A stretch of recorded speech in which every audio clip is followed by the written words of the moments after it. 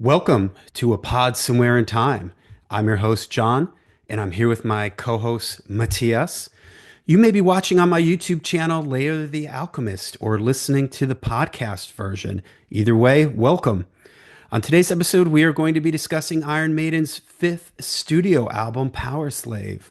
Released on September 3rd, 1984, the album would build on the strengths and momentum created from their previous album, Peace of Mind, with the single 2 Minutes to Midnight receiving heavy airplay on MTV and helping to propel the album to number 2 on the UK charts and number 21 on the US charts.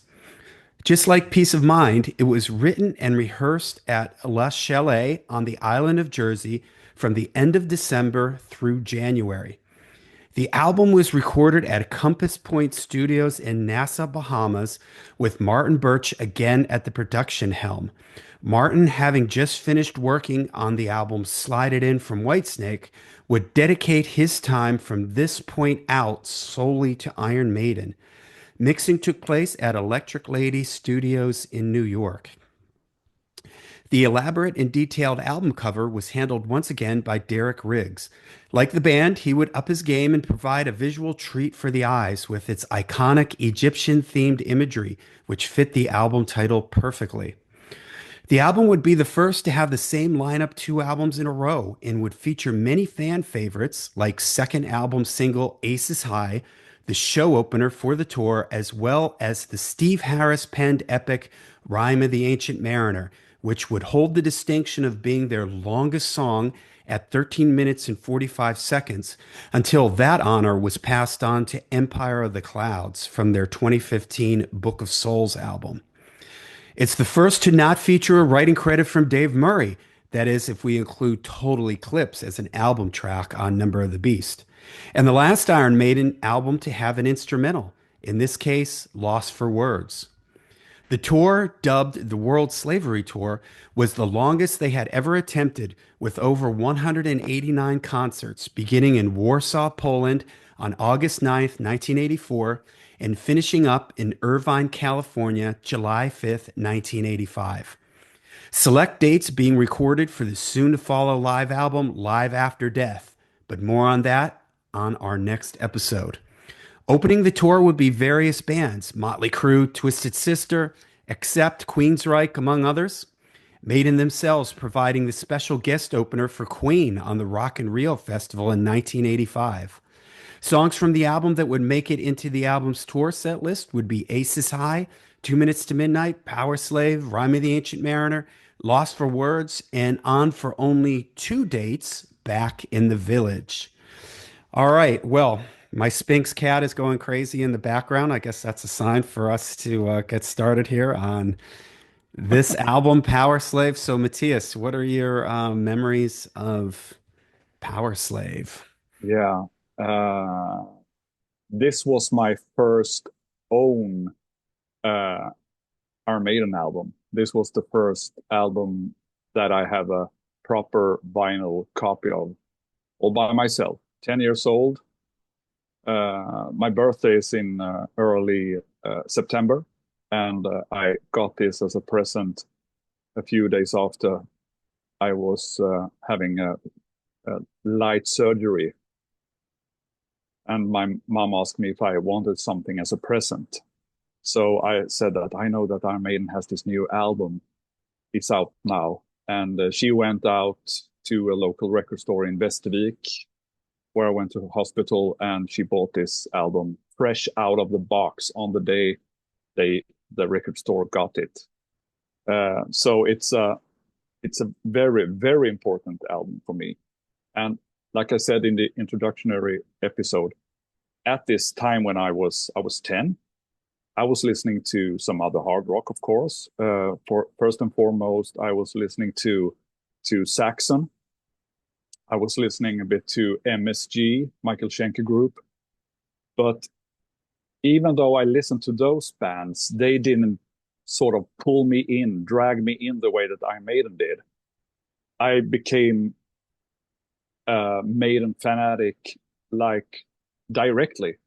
And of course, it's easy to say that, being a kid, you have the record sleeve with all the details where you can sit down for hours and just find new details. Of course, that is a, a huge part of the Iron Maiden experience, so to speak. And but in fairness, I mean, you can always say it's Eddie that sort of grabs the kid. But at the same time, if the music wasn't any good, I wouldn't be listening still to this day. I mean, 40 plus years later, I'm still as much into Iron Maiden as I was, or even more today, perhaps, having fed this lifelong obsession of mine with all things concerning Iron Maiden. And I mean, that is a testament to its quality. Actually, my daughter asked me this morning. She asked me, "Why do you listen? Why do you like Iron Maiden so much?" And I think what I just said is the answer. It's great songs, great songwriting, great covers. The lyrics subject matters they write about was different too. They wrote about ancient Egypt and they made a 13-minute song out of a poem from the 19th century. I mean, that wasn't really that usual. And think about it. When you're a kid, you're a few years older than me, but at the same time, I think the you're so impressionable. You sort of when you get presented something like Powerslave as a kid, you just take it in at face value. You just think that okay, this is the way you make an heavy metal album. You have songs 13 minutes long. You have an instrumental song on there. That's okay too. And with all the, like I said, with the lyrics and the whole imagery, it was like, okay, this is what a heavy metal album is supposed to be.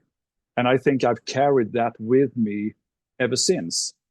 So in comparison, I like lots of other music, but the imprint, the strong image, the strong songs, and the strong music is just it just puts everything else in a shade, so to speak. What are your memories of hearing Powerslave for the first time? This was Iron Maiden maybe at the peak of their powers in at least in the States as far as like popularity. And were building in this momentum. And Iron Maiden never got played on the radio, but they got played on MTV and Run to the Hills and Number of the Beast got played on MTV. Uh, Flight of Icarus got played, but 2 Minutes to Midnight just got played from the minute the record dropped. It got played like crazy. I was 110% into Iron Maiden. I mentioned that I was there when Peace of Mind came out. I was ready for this one, waiting for this one. There was a lot of hype around it. At this point, I was reading some of the magazines like Hit Parader and Cream and stuff like that, and Circus, and they were all over those magazines. Every issue, there was something about Iron Maiden. By this point, my walls were covered with Iron Maiden posters and pictures. I'd been playing bass for a couple years, so I was ready for it. I was really into it. I remember the cover, and at the time I got the cassette, but even with the small image on the cassette cover, I could appreciate the fact that the cover seemed very detailed. The yellow and blue colors of the cover sort of jump Mm, out. This sand, the way the Iron Maiden name logo kind of has like a sand, look to it.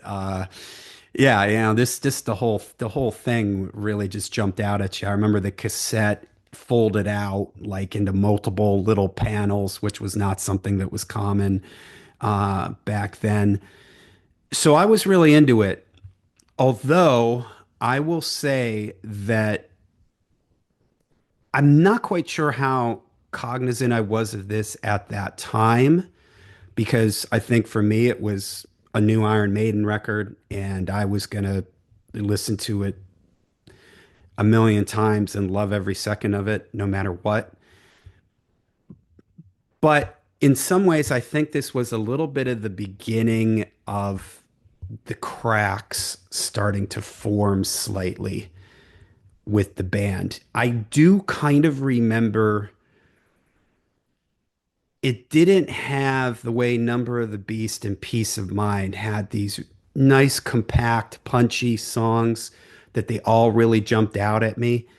At the time, I remember being slightly confused by songs like The Duelist and Back in the Village to a certain degree, Flash of the Blade, maybe to a certain degree, the instrumental.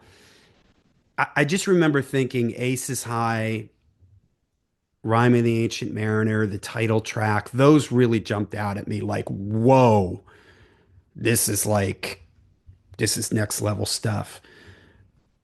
Whereas the other stuff was like, yeah, this is cool, but it didn't quite grab me the way that some of the stuff on all of the stuff on Number of the Beast and Peace of Mind did.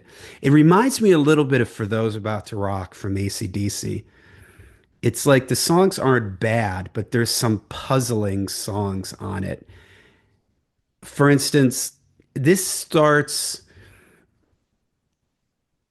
where something like Back in the Village, for instance, I don't really know what that song is about. And the title doesn't really jump out at me. Cool song. Love that opening riff. We'll talk about it when we go song by song. But as a kid, I was kind of like, yeah, this is cool. But Powerslave is like coming up next. Yeah. I can't wait for Powerslave and Rhyme of the Ancient Mariner. Those they just really jumped out at me as like those songs really stood out. The other thing I remember thinking, I love 2 Minutes to Midnight, although I would say that 2 Minutes to Midnight has the heaviest burnout factor for me of any Iron Maiden song. I'm there's a lot of burnout on the Trooper and Number of the Beast, but when those songs come on, I still listen to them. I skip over 2 Minutes to Midnight. That's probably my most burnt out Iron Maiden song. And I remember at the time thinking it felt kind of straightforward, rock and roll. I remember thinking it just sounded like a rock song. And it was kind of like, okay, this isn't, it's cool. And I like it. I mean, I liked hard rock. I was a huge AC/DC fan, still am.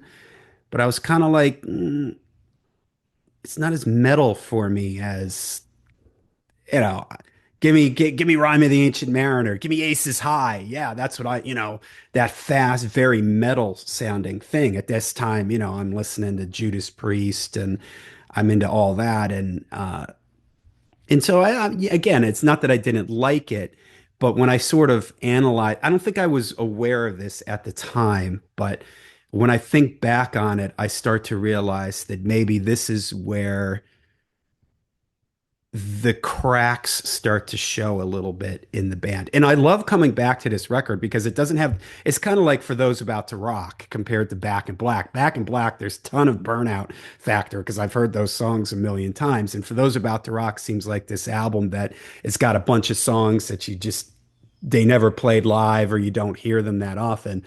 Uh, so it's the same thing with Powerslave, like the Duelist, Flash of the Blade, Lost for Words, Back in the Village.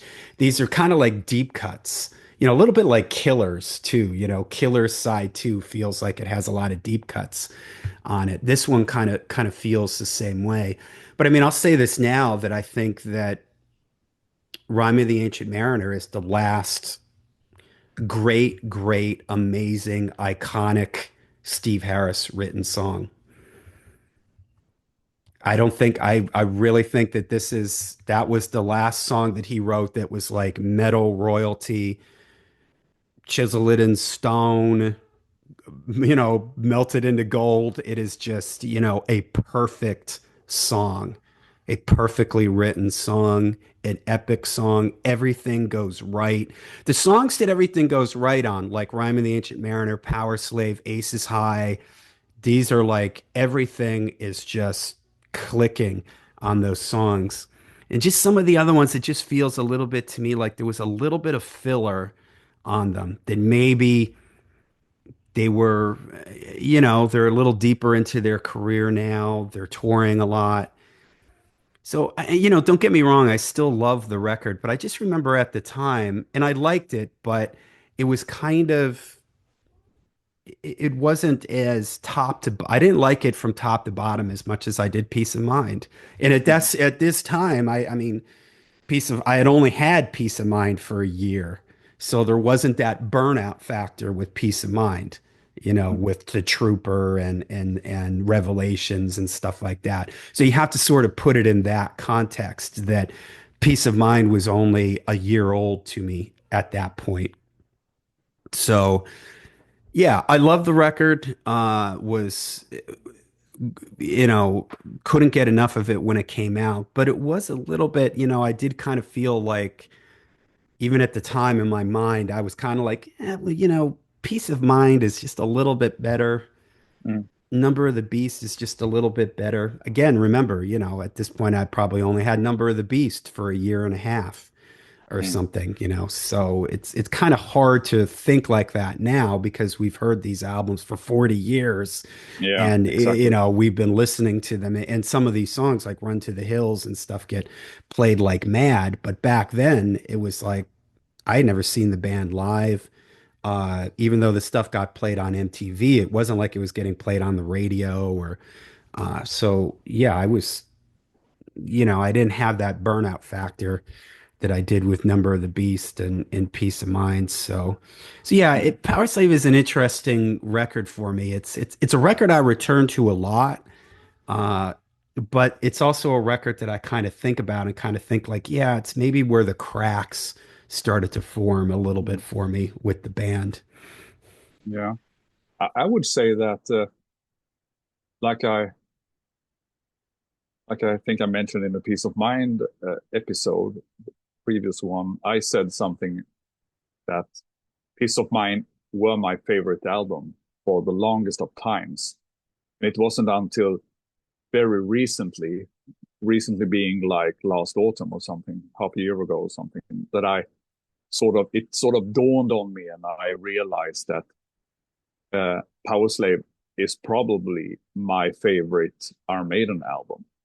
I am I think this is the number one album in their whole catalog for me today. It used to be a Peace of Mind for 40 years, but now it's Powerslave. And there are a few things, if we just touch upon production and recording of this album, that I think is worth mentioning. It's recorded by the same band at the same place with the same producer, mixer, engineer. It's mixed in the same place, but the sound is totally different from Peace of Mind. I mean, totally different. I wouldn't, I would never have guessed in my entire life that this album had all the same factors with such a different outcome when it comes to the sound. The bass sound is different. Of course, the drum sounds Nico, but it's a bit more top kit. The guitars are very different in sound. The guitars are very, if you find isolated tracks, I guess they're all over YouTube, and just listen to them by themselves, I would say it doesn't really actually sound good. The sound of the distorted guitars are very, very harsh, very hard to listen to. Yeah, yeah. But if you put it into the context of the total mix, they sound fine. And I would even go so far and say that Powerslave is probably Iron Maiden's most metal album when it comes to the sounds and the songs. It is pretty hard.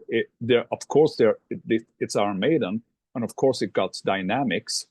I mean, like we will speak about when we talk about the Powerslave and Rhyme of the Ancient Mariner, there are these quiet, dynamic parts of these songs. But for the most of the album, it's pretty in your face, up tempo, really hard driving songs.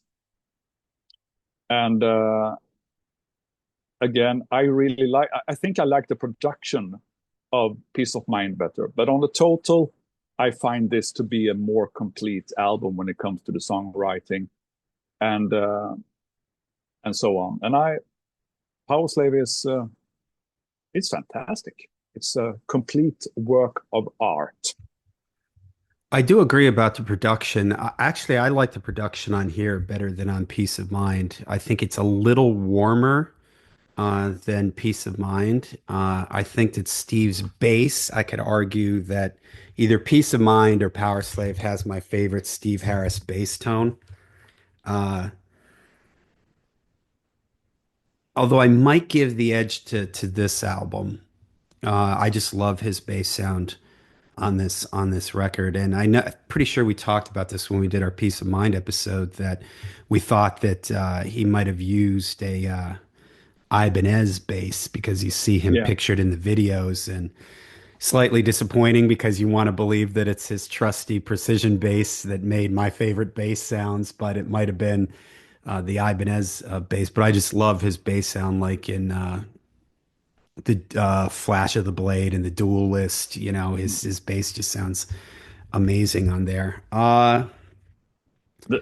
I mean, the performances, the playing of all, Oh yeah, but are they are right on top in every aspect, I think, yeah, on and this that is album. probably the reason why I returned to this record.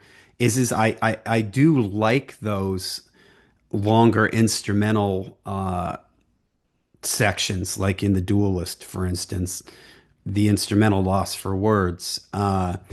I think just as a kid, I didn't quite appreciate those as much. Uh, and I'll say this, I mean, whereas modern Iron Maiden, you'll hear thrown around that, well, you know, this is their progressive era, the modern Iron Maiden. To me, this what they're doing on this album is more progressive than anything they've done recently. You know, like I said, the Duelist and Rhyme of the Ancient Mariner, Lost for Words, these instrumental sections and stuff like that. Uh, yeah, so yeah, and it's a complicated album for me. I do really like it, and but I just can't help but feel that it certainly doesn't seem like they were rushed on this record, but it just seems like the songs that really jump out at me, the title track, Aces High, Rhyme of the Ancient Mariner, those are just so good that maybe that's the problem. Those songs are just so good Mm, that you can't, it would be really hard to have an album that's top to bottom as good as those songs. So, you mm, know, maybe that's kind of what it suffers from a little bit. And again, I just remember at the time, like 2 minutes to midnight, and feeling kind of rock and roll to me. You mentioned that mm. this is maybe their most metal record, but that song to me just sounds like a, and not that it's a bad thing, but and that's an Adrian song. Is that Adrian and Yeah, Bruce writing credit on that? yeah, I always get Adrian the and Bruce. vibe that Adrian is kind of like not really a metal guy. He's a rock guy. You know, Mm, he's a hard rock guy. And I think that comes through. He's great at writing hooks, and him and Bruce working together come up with, look, 2 minutes to midnight, wasted years. As far as like getting played on MTV, those two songs might be their most played songs because they have great hooks to them. But yeah, it's again, it's just it's kind of an interesting record, and it's kind of them, at least in the US, they're cresting at this point. mm, It's been a wave, and they're hitting the top, and I'd say they stay there for somewhere in time. And it's but the wave is starting to get a little rough on mm, somewhere, but they're still at the top of that. They're surfing it, baby. They're at the top of it, and they're riding it for this album and the next record. But then that's where sort of they you know, as much as when we'll get to it when we talk to Seventh Son, but as far as their popularity in the US, it started to wane. It dropped off pretty significantly after Somewhere in Time. But they're big at this point. They're touring like crazy, like we talked about in the intro, like I mentioned in the introduction. Uh, you know, I think I remember at this time, like MTV used to do these contests, and I think there was some kind of contest with Iron Maiden. I mean, they were just that kind of band at this point where it was like, win a trip with Iron Maiden, you know, type of thing. They were big, they were all over the magazines. They were all, you know, MTV was talking about them. The videos were getting played like crazy. Whereas when I first got into Maiden, I didn't know anybody else that was into Maiden. Now I knew lots of people that were into Maiden. You know, lots of kids at school were into them. It was like the secret was out. You know, everybody knew who they were at this. Even if you weren't somebody who necessarily liked them. I guess this is the point I'm getting at. This point in time, everybody knew who Iron Maiden was, whether you liked them or not. Even Mm. if you were a kid that was into new wave and whatever, you knew who Iron Maiden was. You kind of Yeah, couldn't escape it because of, the videos and the magazines and the just everything in general. So I would say it's the same in Sweden and in Europe too, because back then in 1984 there was just one like glossy magazine that was writing about uh, in Sweden I'm talking about now were writing about popular music, and they had Iron Maiden pretty much in every single issue. A magazine called OK, and they had like it was a magazine with mainly pictures. It wasn't that much of texts in this, but I mean, for a kid like me, just looking at all these live photos from all over the world with Iron Maiden playing their songs, I mean, that was a huge thing. And like you said, even if you didn't really like or were interested in hard rock, if you were a kid in Sweden back in 1984 and you got that magazine OK, you sure were aware of Iron Maiden too. I think we before we start to talk about the individual tracks on the album, just a few words about the record sleeve. Again, like you said, it's as always the artist Derek Riggs made this.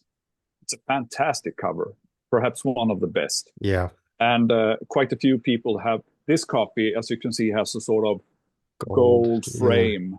It's a North American Capitol promo edition called Virgin Maiden vinyl pressing.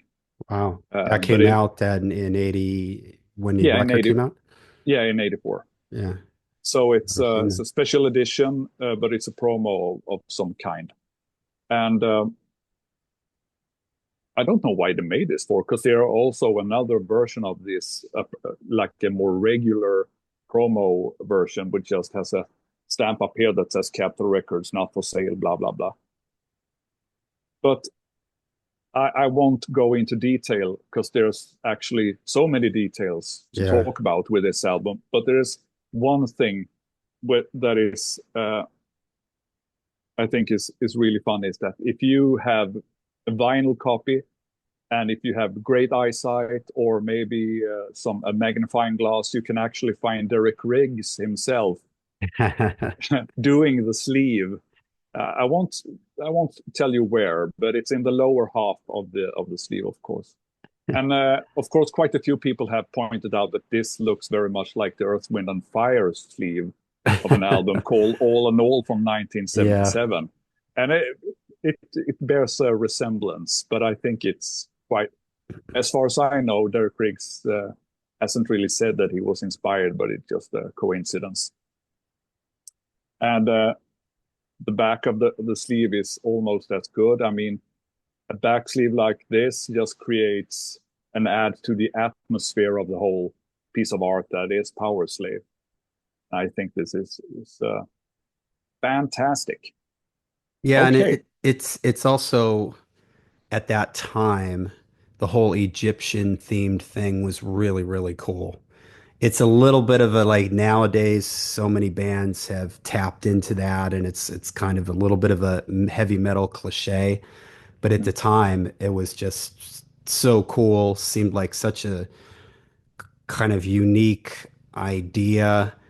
And on Peace of Mind, there is no song called Peace of Mind, although they say the words in still live. Still Life.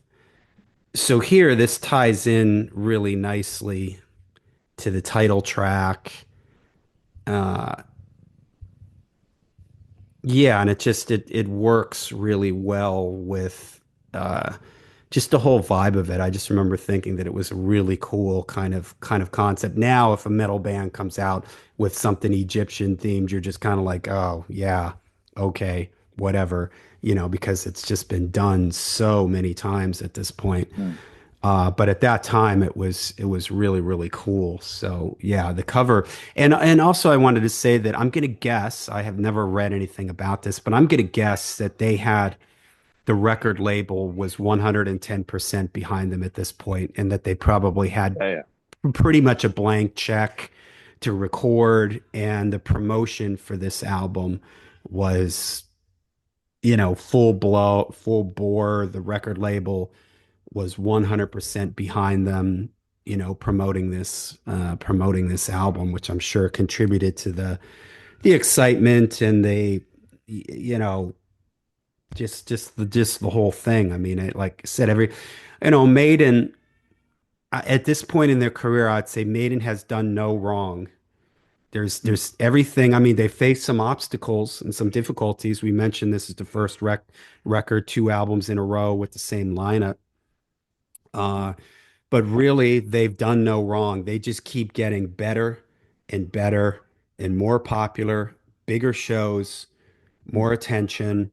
They're just going up. They're like a rocket ship, just going up and up and up at this point. And this is just a continuation of that. It felt like, and I was aware of that at the time. It felt like Iron Maiden had moved to another plateau Mm. with with this record. And each record felt like that. Peace of Mind, I mean, from the point where I came in on it, which was Number of the Beast, Peace of Mind felt like the band took a big leap in popularity and production and songs and everything. And this was another big, big leap for the band. So, like I said, Yeah, at this point, just everything seems to be working for them. If there's, a master plan, I'm sure that Steve and Rod sat down early on and made a master plan. Everything, I can imagine them sitting there going, "Yes, everything's going as planned." yeah, It's just getting bigger and bigger. Multiple days at Radio City Music Hall. They're playing the biggest venues, and they're playing them for as many days as they want. They couldn't get any more publicity than they're getting at this point for a metal band. So yeah, they're without question the kings of the hill at this point. They're at the top of their game. Thrash metal hasn't really kicked off yet. mm, Thrash metal is just starting to bubble up. So right now they're the leaders. They're at the mm, forefront. There's no metal band more popular than them. They're at the front of the pack. They're leading the way. They're the visionaries. They're, mm. everything. They're right at the top at this point. Thrash is right around the corner, which is gonna maybe dethrone them to a certain degree, at least here in the States. But right now, just everything is working. So Yeah. I mean, like you said, maybe not so much Steve, but in a business point of view, Rod Smallwood was working really hard. He was traveling the world. He was making personal contact with record label people here and there just to make sure that they knew that, okay, Iron Maiden, this British band, okay, the manager Rod Smallwood, and he's been here himself. They've been going through the details of marketing with personally, and I mean that must have taken quite a while to establish all these contacts. And in that way, I mean, you can't really say that you must mention Rod Smallwood when it comes to the sheer hard work put into their making our Maiden so successful. absolutely. All right, shall we jump into the songs? Yeah. All right, the album opens with Aces High. Man, what an album opener. I mean, it's just one of the greatest album openers on any metal record. You could make that argument. This song also is a good example of, I mentioned a little earlier that back in the village, I was kind of like, oh, what do these lyrics mean? I didn't, this is a great example of the lyrics, the title, the music. It all just fits perfectly. You look at this title, Aces High, and you hear that opening intro there, and you're just picturing it in your head. It just fits the mood. The intro is so epic. They use this, on their tour, and that whole ba-do ba-do ba-bop, ba-do ba-do bop, it's like getting ready to take off. You can just Mm, picture the guys, scrambling, running into their planes, getting ready to take off for battle. And then when everything just crack, it just kicks in. I mean, it's so much energy. Bruce's lyrics are great. Again, it all fits the mood. That whole like running, turning, diving, doing it again. You're in there. You feel. I just remember hearing that for the first time, and it mm, conjured up. I don't even know if the I don't think the video. I wouldn't have seen a video for it. Did they have a video for Aces yeah, High? Yeah, I don't think that didn't but come out till a little bit later. So, but yeah. still, in my mind, I could totally picture this. The music just fit perfectly to the lyrics. The way Bruce is spitting out those lines, there goes the siren that warns of the. I mean, that is just great. You talk about I mentioned that the Egyptian thing and it's overplayed now as heavy metal imagery stuff. I mean, at this point, Iron Maiden are the people who are setting the template on this kind of stuff. So this kind of like Mm, airplane battle and everything, it's so heavy metal. It's not burnt out or worn out at all at this point. This is something that Bruce, maybe a lyrical theme he comes back to too often, in my opinion, airplanes and things like that. I know that's a big part of his life and everything. But at this point in time, whoa, man, this just comes right out. And it was like, yeah, I just remember being like, this is amazing. This is so like, you're always a little nervous. Is this going to be as good as the other records? And it was like, nope, this is as good. Where Eagles Dare was an awesome album opener. Was right up there. This is a 10 out of 10. I love this song. I love the guitars, the solos in this are great. The energy, Bruce, it's just a fantastic album opener. It's a fantastic show opener. Just a great, great song where again, everything is working here. The music, it doesn't feel at all like, okay, oh, I don't know what to write about. Let me write about airplanes and war. Okay, no, it's like, maybe they had these lyrics while they were writing the music. I don't know. It's just everything is just completely working here. The lyrics, the solos, the rhythms, the mood, the vibe. The song is just absolutely perfect. I love this song. Great, great album opener. Probably a top 10 Iron Maiden song for me. mm. I mean, even though you say that Bruce is a flight fanatic, but it's a Steve song. And back in these days, Bruce wasn't really flying anything himself either. So, but I mean, Yeah, good point. yeah, If I didn't think, I assumed that I didn't even realize it was strictly Steve. I thought that Bruce yeah, was in on the lyrics because of the airplane thing. But let's say this, it's a theme that they come back to very yeah, yeah, yeah. often in the future. And at this point, though, it's totally working. Even Where The, Eagles Dare has a little bit of this vibe to it. yeah, It's yeah. got the whole airplane thing, so it feels like a little bit of a continuation of that, but it's not stale at this point. It's really working. Our Maiden are known for writing a few songs, one or two about war. So, of course, uh, a Yeah. flying war song, theme song, as Aces High isn't that much of a surprise, I guess. But yeah, it's a Steve song. It was inspired by a film with the same name, Aces High. I think the film was from the mid 70s or something. Not a huge blockbuster film or anything, but it deals with First World War flyers. And yeah, I think you pretty much said it all. It's an amazing song. Uh, it is a great opening track for an album, and it's a great opening song for a concert, unless your name is Bruce Dickinson and you have to sing the the vocal melodies as your first song on stage. I mean, that's pretty insane. And to you have to be really warmed up to do this live. And of course, Yeah. Bruce is a pro. But I mean, if you listen to some recordings from the tour, he's a bit rough around the edges when it comes to the vocals on this one, but it's a great one. I also enjoy the two solos, and they are Dave and Adrian in that sequence. And actually, usually I don't have much problem to hear if it's Dave or if it's Adrian playing the guitar solo. But for this song, they play a type of solo that is quite like each other. So it's that's a bit unusual, I think, and worth mentioning. Uh, I think Dave's solo is good, but I think Adrian's is even better, the second one. Fantastic. And back in those days,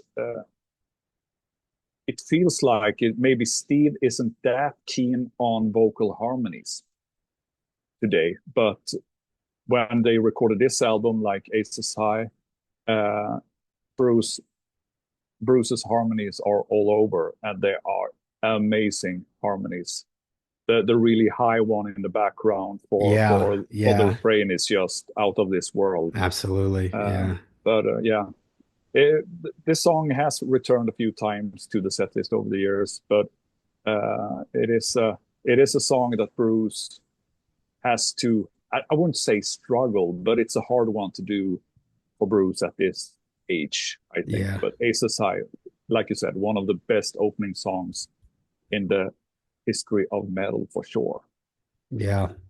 All right, then 2 minutes to midnight. I don't want it to come off like I don't like this song. I mean, at the time when it came out, I did really like it. The chorus is very, very catchy. You talk about the vocal harmonies. I'm glad you mentioned that. Like here in 2 minutes to midnight, it's got that too. 2 minutes to midnight. 2 minutes to midnight. It's Mm. got all the vocals sort of punching out at it, and it's a straightforward song. I do like the part in the song where everything drops down and it's like do do do do do do do do do do. That part I think is really cool. I think the leads are good in it. At the time when I was young, I didn't understand what 2 minutes to midnight meant. The doomsday clock thing. I didn't understand that. I thought it just sounded cool. Uh, but yeah, it's a catchy song. I think it's placed well on the record.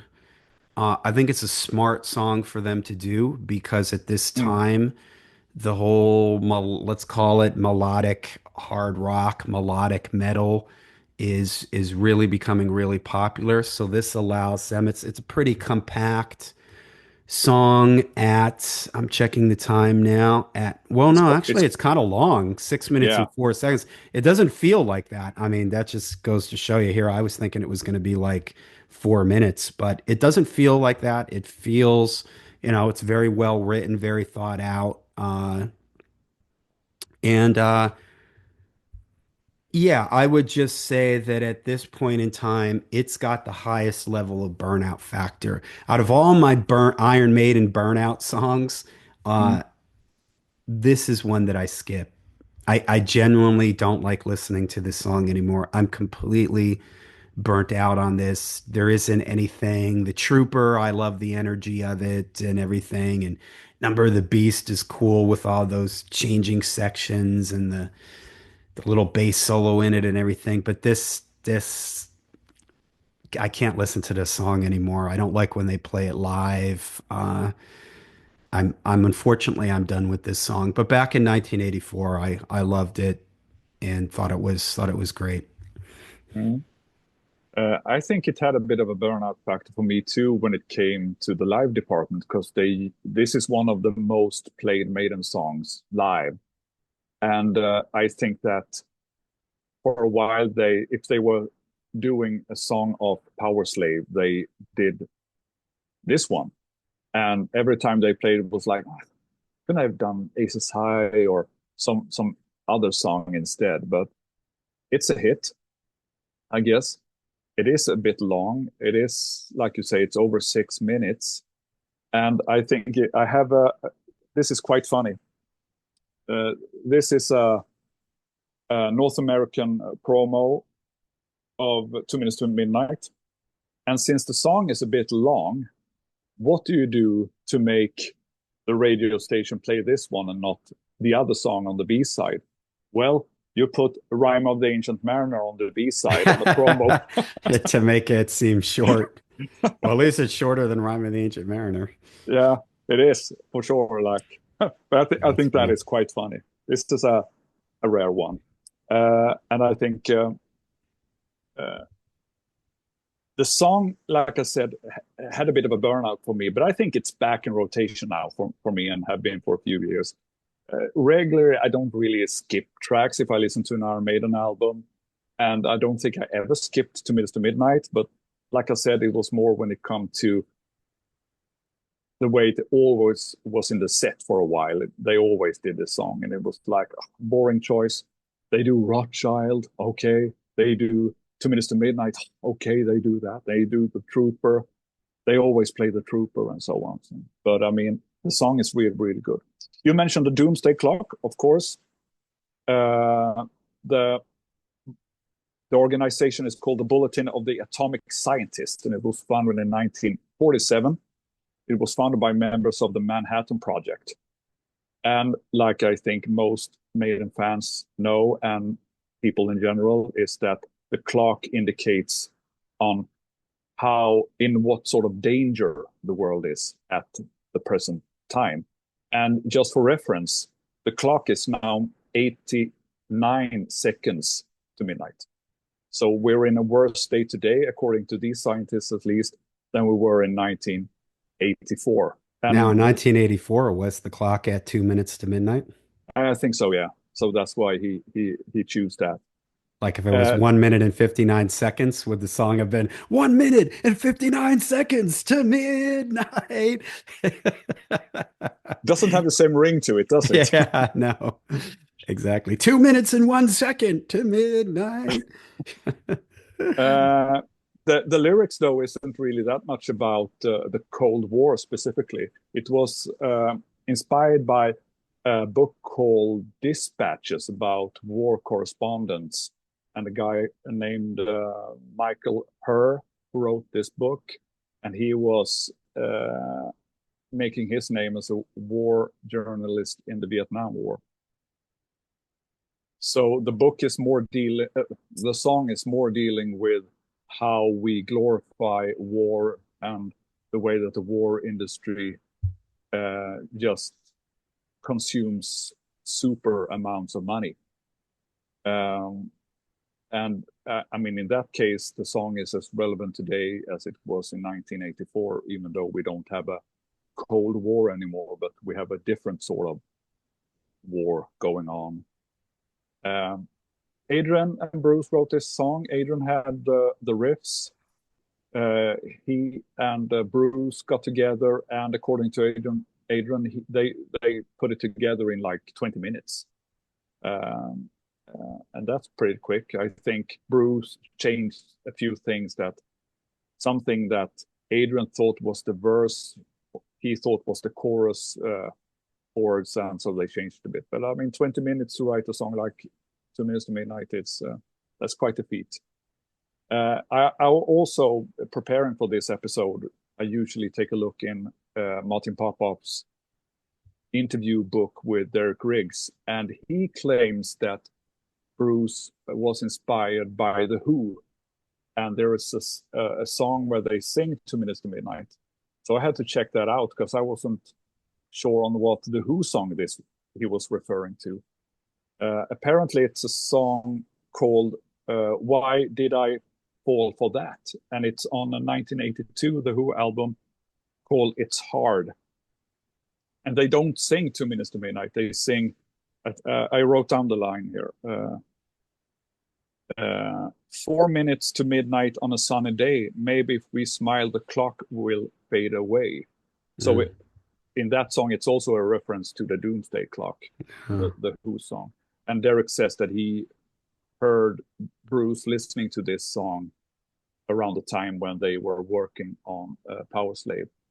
Uh, Derek were on the Bahamas too when they recorded, and was sort of invited there to go and work on the sleeve together with the band and the producer, and everyone was in the same place. But if you read the interview by Martin Popoff, he thought it was more stressful because the humidity made the colors didn't dry the way he was used to, and the equipment wasn't really functioning the way because of the heat and everything. So, but that's interesting as well. But again, I think it's a great song. It's a standard Maiden song, uh, and maybe we'll get to hear it again this coming tour when they play when they have this 50 years anniversary tour coming up. We shall see, Yeah. for better and for worse.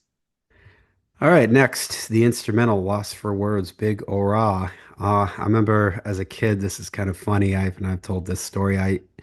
I didn't I of course as a 14-year-old, I had no idea about where's Steve from? East London or West Yeah, London? East Londoners yeah, East London. dropping the H's when they speak. I had no understanding of that. This is 1984, so I don't even know if I had heard these guys speaking.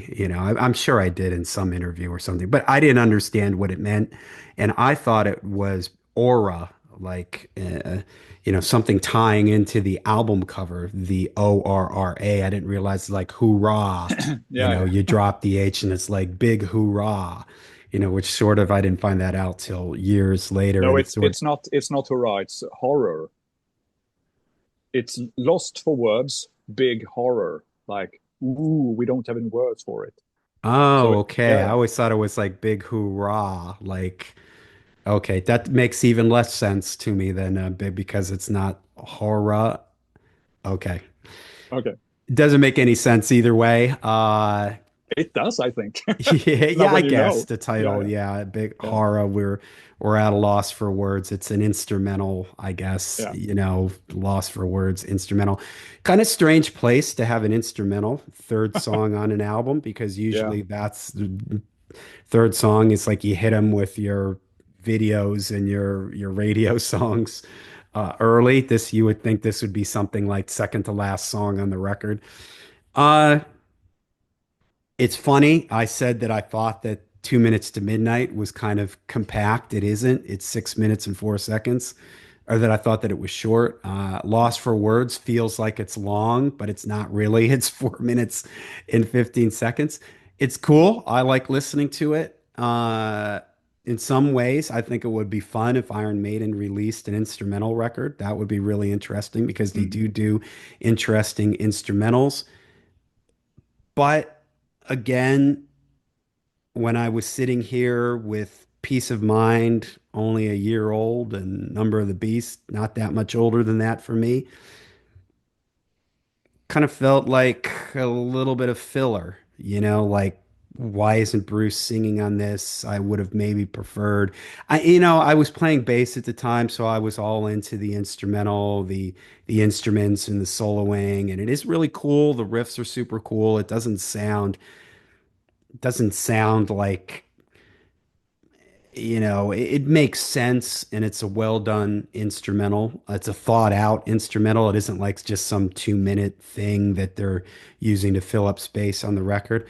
But it's a little strange how it lands this early on it. mm, Again, feels like a deep cut, something that I do enjoy listening to because it's not something. I mean, I know Iron Maiden have done instrumentals before this, but is this one of the longer? Is this the longest instrumental that Iron Maiden have done? That might be a trivia question for you, right? The other ones are a little bit I on the think so. Yeah. shorter side, right? So that's kind of cool. Uh, but I just remember at the time, again, it gives off the vibe to me now that when you've got a singer like Bruce Dickinson, do you need to be doing instrumentals?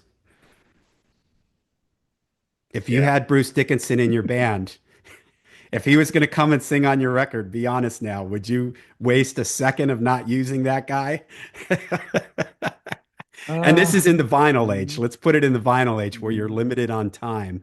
Are you going to spend 4 minutes and 15 seconds without Bruce, or are you going to bring Bruce in and, you know, I think I can answer that in a way, the way that the band answered that question back in 1984, because they had a bit of a discussion. It wasn't supposed to be an instrumental one.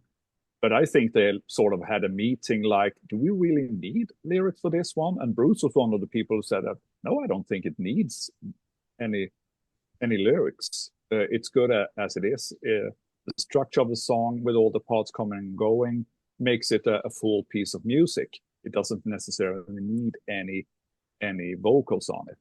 Of course, arguing the way that you do, it's hard to say uh, that you are wrong. But at the same time, do I listen to this song and think that it's a big horror that there are no words on it? And I don't think so. I think this song holds up on its own terms. And personally, it's my favorite Iron Maiden instrumental. And I Yeah. would, like you suggest, that it would be interesting to hear them do more instrumental stuff anytime in the future. If they ever record another album, we don't know. But and I mean, I think also it speaks for itself that way that they actually did this live on the first half of the tour. I mean, they choose to play an instrumental before playing the Duelists, Flash of the Blade. They did try Back in the Village, but I mean, you could argue that is a weird move. I think the weirdest thing, like you just pointed out, is that it's the third song on the album. And I've been Yeah. thinking why this is. And I think the answer, this is just my speculation, but I would guess that cutting an album on vinyl this long, and they didn't know how long Rhyme of the Ancient Mariner was going to be. When Steve played it in his head and on the bass, sitting in his hotel room doing the song, he thought it was like 8 minutes long or something. And it wasn't until they recorded all the parts, because I'm jumping ahead a bit here, but they didn't know it was going to turn out almost 14 minutes long. And that made the whole album very long. It Yeah. is, I would say that it's to be cut on vinyl, this album is actually too long, even. Yeah, it's And 51 minutes, which yeah, is way too long for vinyl. They could have yeah, easily have cut 10 minutes from this. They could have cut this. They could have cut one other song and probably nobody would have necessarily complained. And the first side is packed pretty heavy here. We got 5 songs on the first side. We've got 3 on the second. But of course, part of that is because Rhyme is so long. But mm. And listening to this album on vinyl, as you should do, of course, uh, I think there is something going on with the mastering on the first editions of this yeah, vinyl pressings. The mastering has an ever so slight distortion, very high register distortion going on. And I think that comes down to the actual length and the way that the tracks are packed on side one, especially. yeah. Um, Side one's like I'm just adding it up in my head. It's a little over 25 minutes. Side two yeah, is about the same, 20, little over 25 minutes. And you're right that I have 2 different versions of this on vinyl, original pressing things, and they're both kind of quiet because that's something that happens when you have too much music yeah, on one side of vinyl, which makes them also a little bit noisy. The noise floor is a little bit higher. But when you kind of yeah, look at the album, they could have ended side one maybe with this. That might have been the only other place I would have put it. I yeah, wouldn't have Rhyme of the Ancient Mariner ends the album perfectly. They could have maybe moved the title track to the first song on side two and maybe dropped this in right before. This could have been the second song on side two. But yeah. it is kind of strange and it creates this the next 4 songs for me, Lost for Words, Flash of the Blade, Duelist, Back in the Village, are just kind of they're just I don't know how to word it. They just don't come across as strongly to me as Aces High, title track, Mariner. Uh, they feel like maybe a band that's starting to maybe this is what it is too. They're starting to push in a slightly different direction. They're getting a little bit more proggish here. Mm, Maybe this is the beginning of them leading towards Seventh Son of a Seventh Son. Maybe you could say that this is where that begins with some of the instrumental sections in these songs. mm. But All right. Well, the next song, Flash of the No, Blade. no, Oh, yeah. wait. Okay. I'm not done here. I have things to say about Lost of Words. Not that much, actually, no. But I just want to point out that it's Adrian playing the solo in this song, and the title was apparently, according to the always mentioned Luis Mariano Rodriguez, the our go-to Maiden researcher here at this pod. It was the title was suggested by Adrian actually, because they were having this discussion, and I think it is a joke to name a song Lost for Words. They are so anything, but again, I think it's a good song. I wouldn't like the album to miss it at the same way that I would think that Peace of Mind would be uh, would be better if Quest for Fire wasn't on the album. Right. I don't think this. And I just want to comment on the thing that you said before when it comes to Lost Words and these songs that we're going to talk about now, Flash of the Blade and the Duelists and Back in the Village, is that maybe I think you're onto something when you say that the other songs are so strong that they make these songs sort of the midship of this album sort of fade out. I think it's a case of Rainbow Rising, where Yeah. Stargazer is such a strong song that you think the album is great, and then you Yeah. listen to it and you think that maybe these few of these other songs isn't that good. So I think I would say that's a psychology behind the reasoning and the feeling you have. But Yeah. anyway, Flash of the Blade. Flash of the Blade. This is maybe my favorite deep cut on this record. I think the chorus is really great. It kind of occupies the Sun and Steel Mm, place for me that Peace of Mind is, sunlight falling on, it's you die as you live. It's got a really catchy chorus. yeah. It's fairly, 4 minutes, 5 seconds. Actually, it's the shortest song on the record. Mm, So it gets in, it gets out. It's got a great chorus. It's nothing too verse, chorus, instrumental, chorus, out type of thing. Or is there another verse? I don't remember now. Uh, but yeah, I love it for the chorus. I like the energy of it. Maybe the lyrics are a little bit like not as engaging and grabbing as Aces High and Rhyme and the title track. Again, here, this is a Bruce number, right? Yeah. No, this yeah. is a Steve number. Another. No, Oh, it's no, no. Bruce. Right. This is Bruce. Uh, no, it's cool. I mean, it's very metal, Blade, Flash of the Blade. I'm getting ahead of myself a little bit with the Duelist as far as the lyrics, but yeah, I like this one. It again, it feels like though it feels like a side two song to me. Flash of the Blade. It's like Mm, Sun and Steel. I can't picture Sun and Steel being on side one of Peace of Mind because those songs are so strong on side one of Peace of Mind. Whereas here, they're not going to put the title track and Mariner on side one. That totally makes sense to me that they're on side two. But here, again, it just feels like, I mean, imagine if, I mean, they could have, let me add this up in my head here, 10 minutes. They could have put the title track on side one. And side one could imagine if side one was Aces High, 2 minutes to midnight into the title track and ending side one with Flash of the Blade. mm. That would have been about a 20-minute side. And that would have been a pretty gosh darn strong side one, right? Yeah, I mean, yeah, that would yeah, have been a really strong side one. And then if side two was, let's say, end with Mariner, uh, maybe Lost for Words before that and Back in the Village, yeah. that would have been a really, but as far as like a strong side one, I think if they had done, what I just described, that maybe put the title track on side one. Side one ends with the title track, or it's the third song. That would have been really cool too. If it was the third song and then Flash of the Blade, that would have been a really strong side, uh, side one. But yeah, Mm, I like this song, and it's the deep cut kind of on this. It's the prodigal son, it's the Sun and Steel of this record for me. Yeah. I have always loved Flash of the Blade, and like you say, it's a Bruce song.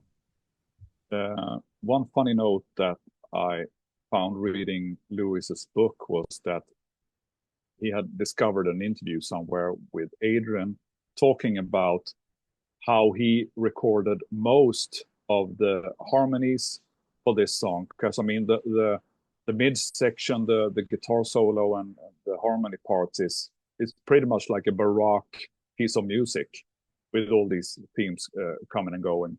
And according to Adrian, usually when Dave and Adrian recorded the harmonies, they were always together in the studio, playing together and recording at the same time.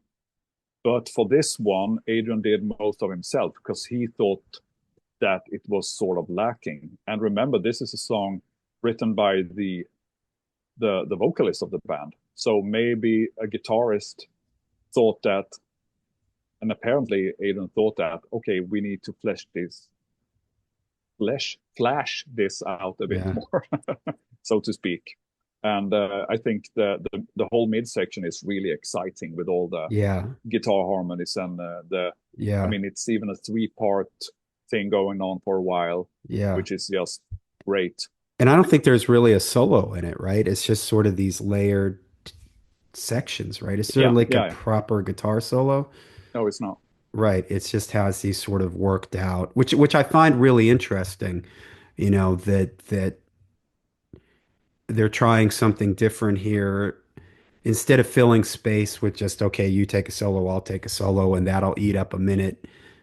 They have these sort of layered guitars and the harmonies and the worked out, sort of orchestrated section of that. I find that really creative. And again, they do it in a 4 minutes and 5 seconds, so it doesn't feel like it's forced or tacked on No. to the song in any way. But And answering your question, just going from that harmony section right into the final chorus is just great. You don't waste any time. yeah, And Bruce's vocal melodies and the harmonies that he does, I mean, the vocals is really high on the. yeah. I can't even sing that. I don't have it. Corner forgotten man. Yeah, Yeah, it's very intense. But Flash of the Blade, as a sort of trivia info for you, was also on the soundtrack for a film called Phenomena by Dario Argento in 1985. It's a horror film, and it was released in the US under the name of Creepers, and it was a bit shorter there. But hmm you can find the official soundtrack with the song "Flash of the Blade" by Iron Maiden. All right, the Duelist.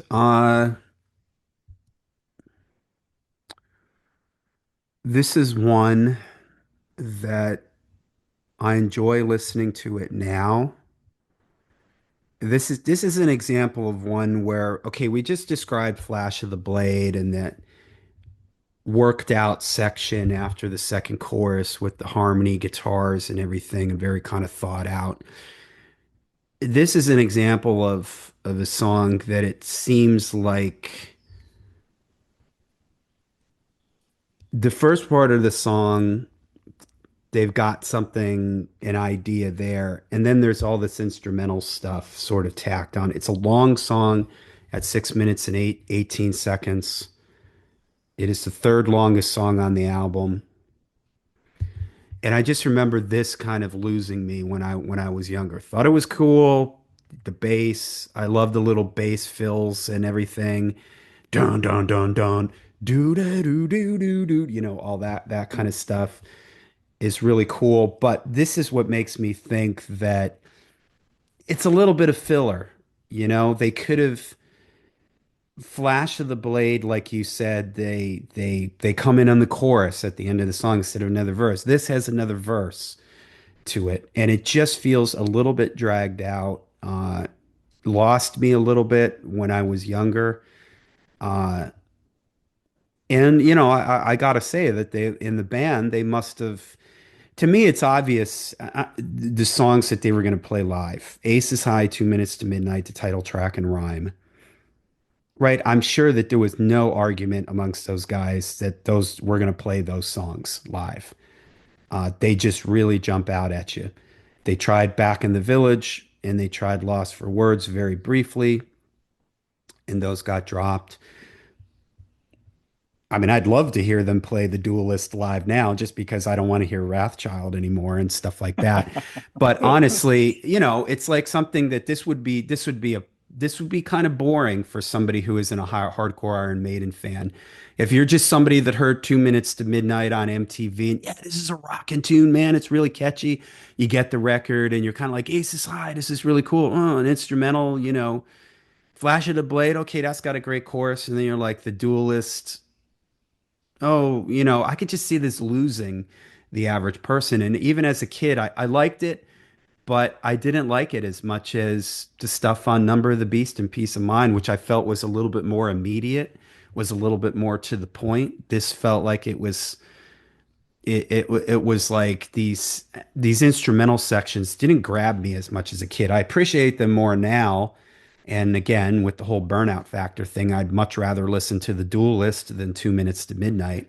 I find it really interesting. I love hearing them get sort of proggy and intricate and doing all this cool stuff. The bass sounds again fantastic on this, and Steve's playing really busy and everything. But the 14-year-old me, if I had to rank the songs on this record, this is probably at the bottom. The Duelist is probably at the bottom for me.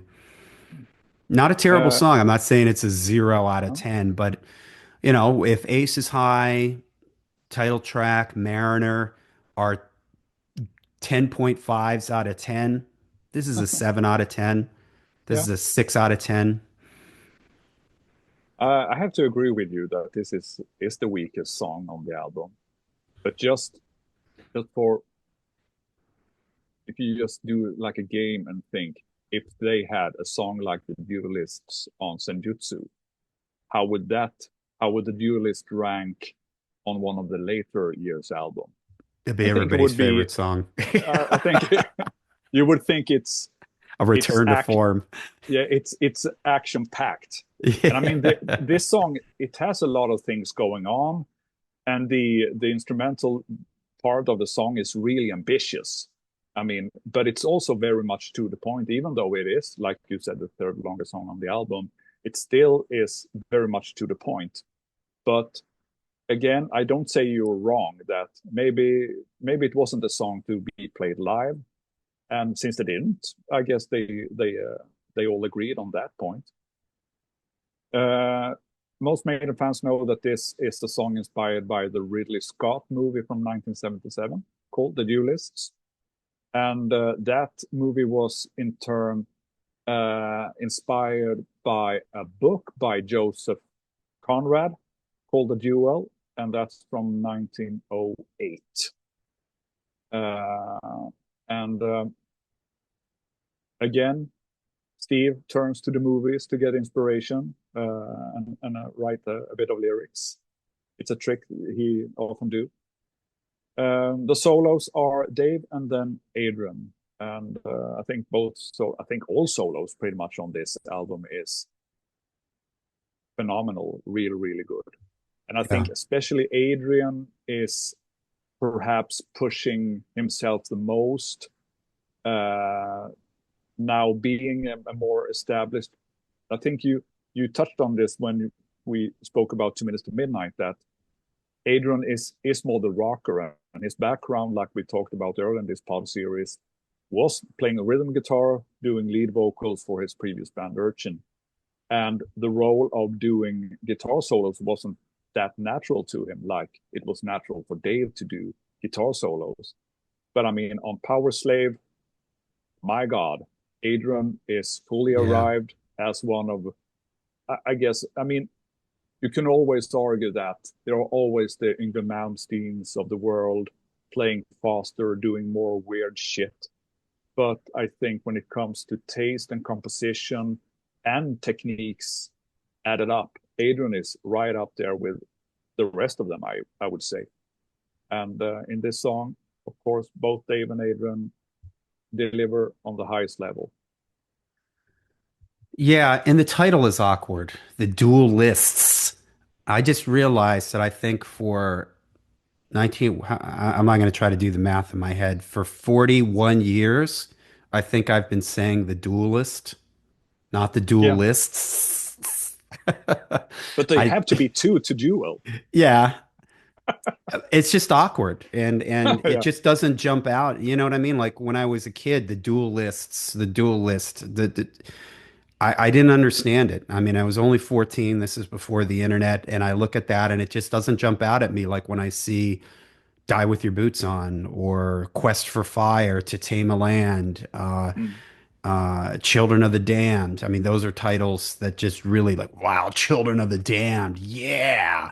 This song's gonna be awesome. Invaders, these things, I got it. The Duelist. I didn't get it. And, maybe I just wasn't that intelligent as a kid. I bring this up on my channel, my YouTube channel, and people always get angry and come at me and say, well, you needed to see the 1938 silent black and white movie to understand it. Or you needed to read the book from 1918 that Steve based this on. I was 14 years old. I didn't have a VCR player at this time. VCRs had just started. Yeah, Okay. yeah. I wasn't going to go in search for some black and white movie to try to understand what was going on with the lyrics or something. And I just didn't get it. Whereas, like, Where Eagles Dare is based on a movie, but I got it. I mean, I Mhm. got this. It's two guys dueling. I get it, Yeah. but it's an awkward. It's a word that doesn't flow the duelists. It doesn't flow off the tongue very, very easily. It just doesn't jump off the paper at me. And again, it's sort of this theme to this album for me that it just didn't have that quite the same impact that Beast and Peace of Mind did for me. And I kind of can't help but feel like maybe they're struggling for things to sing about, to be quite honest with you. Yeah, yeah, yeah. Of course. Yeah, They're struggling to find things definitely. to sing about. Whereas again, I got the cassette and I distinctly remember looking and going, Rhyme of the Ancient Mariner. Whoa, that sounds awesome. Mm. To title track. That's what a cool title. Aces High. Yeah, man. The Duelists. Okay. But it is what it is. And like you said, I mean, let's be honest with ourselves. If Iron Maiden released this today, we'd all be hailing it as some sort of golden return to form. And, yeah, they're hitting us with all these riffs. There's no slow intro. It just starts and they go right into it. So yeah, it's all relative and it's all when I say these things, this is another thing people get mad, and I try to say, well, look, the Duelists is better than anything that Pantera put out for me. I'll listen to the Duelists 100 times over because I don't like Pantera. It's better than anything that I like Saxon, and if Saxon put out this song, it would probably be the best song Saxon ever wrote. You know what I mean? So it's all relative, but I'm gauging it by, I mean, I have to. We have to Yeah, judge yeah, yeah. it by Iron Their own Maiden standard. and their Yeah, own standard, right? And the yeah. standard that they set with Hallowed Be Thy Name and To Tame a Land and Phantom of the Opera. And, as time goes on, man, they've really, they've got some songs that are absolutely incredible. So it gets harder and harder Mm. to keep writing incredible songs like that. And I think this is kind of an example of maybe but I will say that it is maybe foreshadowing where they're going to go with Seventh Son of the Seventh Son. Except here, they don't have necessarily a concept behind it quite yet, but they're starting to move in this more slightly progressive direction. But all right, let's move on. Side two starts with "Back in the Village." Love this opening riff. It always makes me think of Captain Nemo, Yeah, yeah, yeah, Michael yeah. Schenker. It very much has a Captain Nemo, Michael Schenker, and I see it's Adrian and Bruce. Uh, like this one. Don't quite understand the lyrics. Again, another one that has an awkward title to me. Back in the Village. Mm. What? I will explain it for you in a few minutes. Yeah, but no matter what the explanation is, it's not as cool as Rhyme of the Ancient Mariner as far as a title or Where Eagles Dare or something like that. But yeah, it's cool. I like the main riff. I love the energy of it. It's a different riff too for Iron Maiden. Hmm? It has a it's like that different it feels like a different song here than the other songs that have come before it. I could have seen this ending side one. They could have done, if they wanted to keep the 25 minutes on side one, they could have dropped the Duelist and put Back in the Village. Mm. I actually think Back in the Village could have been, if they had made a video for it, this could have been maybe something, because it is a pretty catchy, melodic song. But is it as good as, do I like it as much as, I'm trying to think of the deep cuts on piece of Quest for Fire? No, honestly, I like Quest for Fire more than I like this. I know you don't like Quest for Fire, but this is the second. If I got to rank the songs on the record, I'm trying to think if Lost for Words would be my second least favorite, second from the bottom, or would Back in the Village be? The bottom three songs on this record for me are The Duelist, Lost for Words, and Back in the Village. And I like I Back in the Village probably the best out of those three. I'll Yeah. say it like that. So the explanation behind the title, it is a bit weird, and even to me as a kid, so they're back in the village. Okay, that doesn't really sound exciting at all. To it to it. Villages aren't exciting places. They're, Yeah, they're, no, I live in one. I don't want to be here. Anyway, the village is, of course, the village, as in the TV series The Prisoner. And the village is the prison where the prisoner is held. So again, it's a song about the TV series The Prisoner. And the Completely lyric, lost on 14-year-old me from yeah, Mountaintop, Pennsylvania. yeah, Completely lost on me. a British TV series from the 1960s, wasn't on heavy rotation on the telly back then, maybe. No, yeah, especially in But Mountaintop, Pennsylvania. No. yeah, but again, it's another The Prisoner song. And we talked about The Prisoner a lot on the episode of on the Number of the Beast, but I think it's fair to say that when the lyrics to The Prisoner is more general about a person who wants to be free and to live on his own terms, the lyrics for Back in the Village is more packed with direct references to the actual TV series. There are a few lines which are lines and quotes from the TV series. So I think as a lyric, I I enjoy Back in the Village a bit more. There are a few lines that I thought were a bit weird as a kid, like there's a fox among the chickens and the table's Yeah. overturned and things like that. Why is he singing about this? Why is there a fox among the chickens and stuff like that? But I like this song, and I think this very song is a prime example of Powerslave being an album bursting with ideas. They have so Yeah. many ideas, musical ideas, riffs, chords, melodies, harmonies. It's just an explosion of heavy metal music, Iron Maiden metal music. And just as a to make a point, of course, there is this last verse in this song, which just comes out of nowhere when you think the song is about to end with a back in Yeah. the village, and then it goes to and still we walk into the valley, Yeah. Yeah. That's which that's is cool right there. I like that. Yeah. that's really cool. But I mean, it's not established from before in the song. It just Right. comes out of nowhere and then it disappears, goes back to another final, what is now is the final chorus.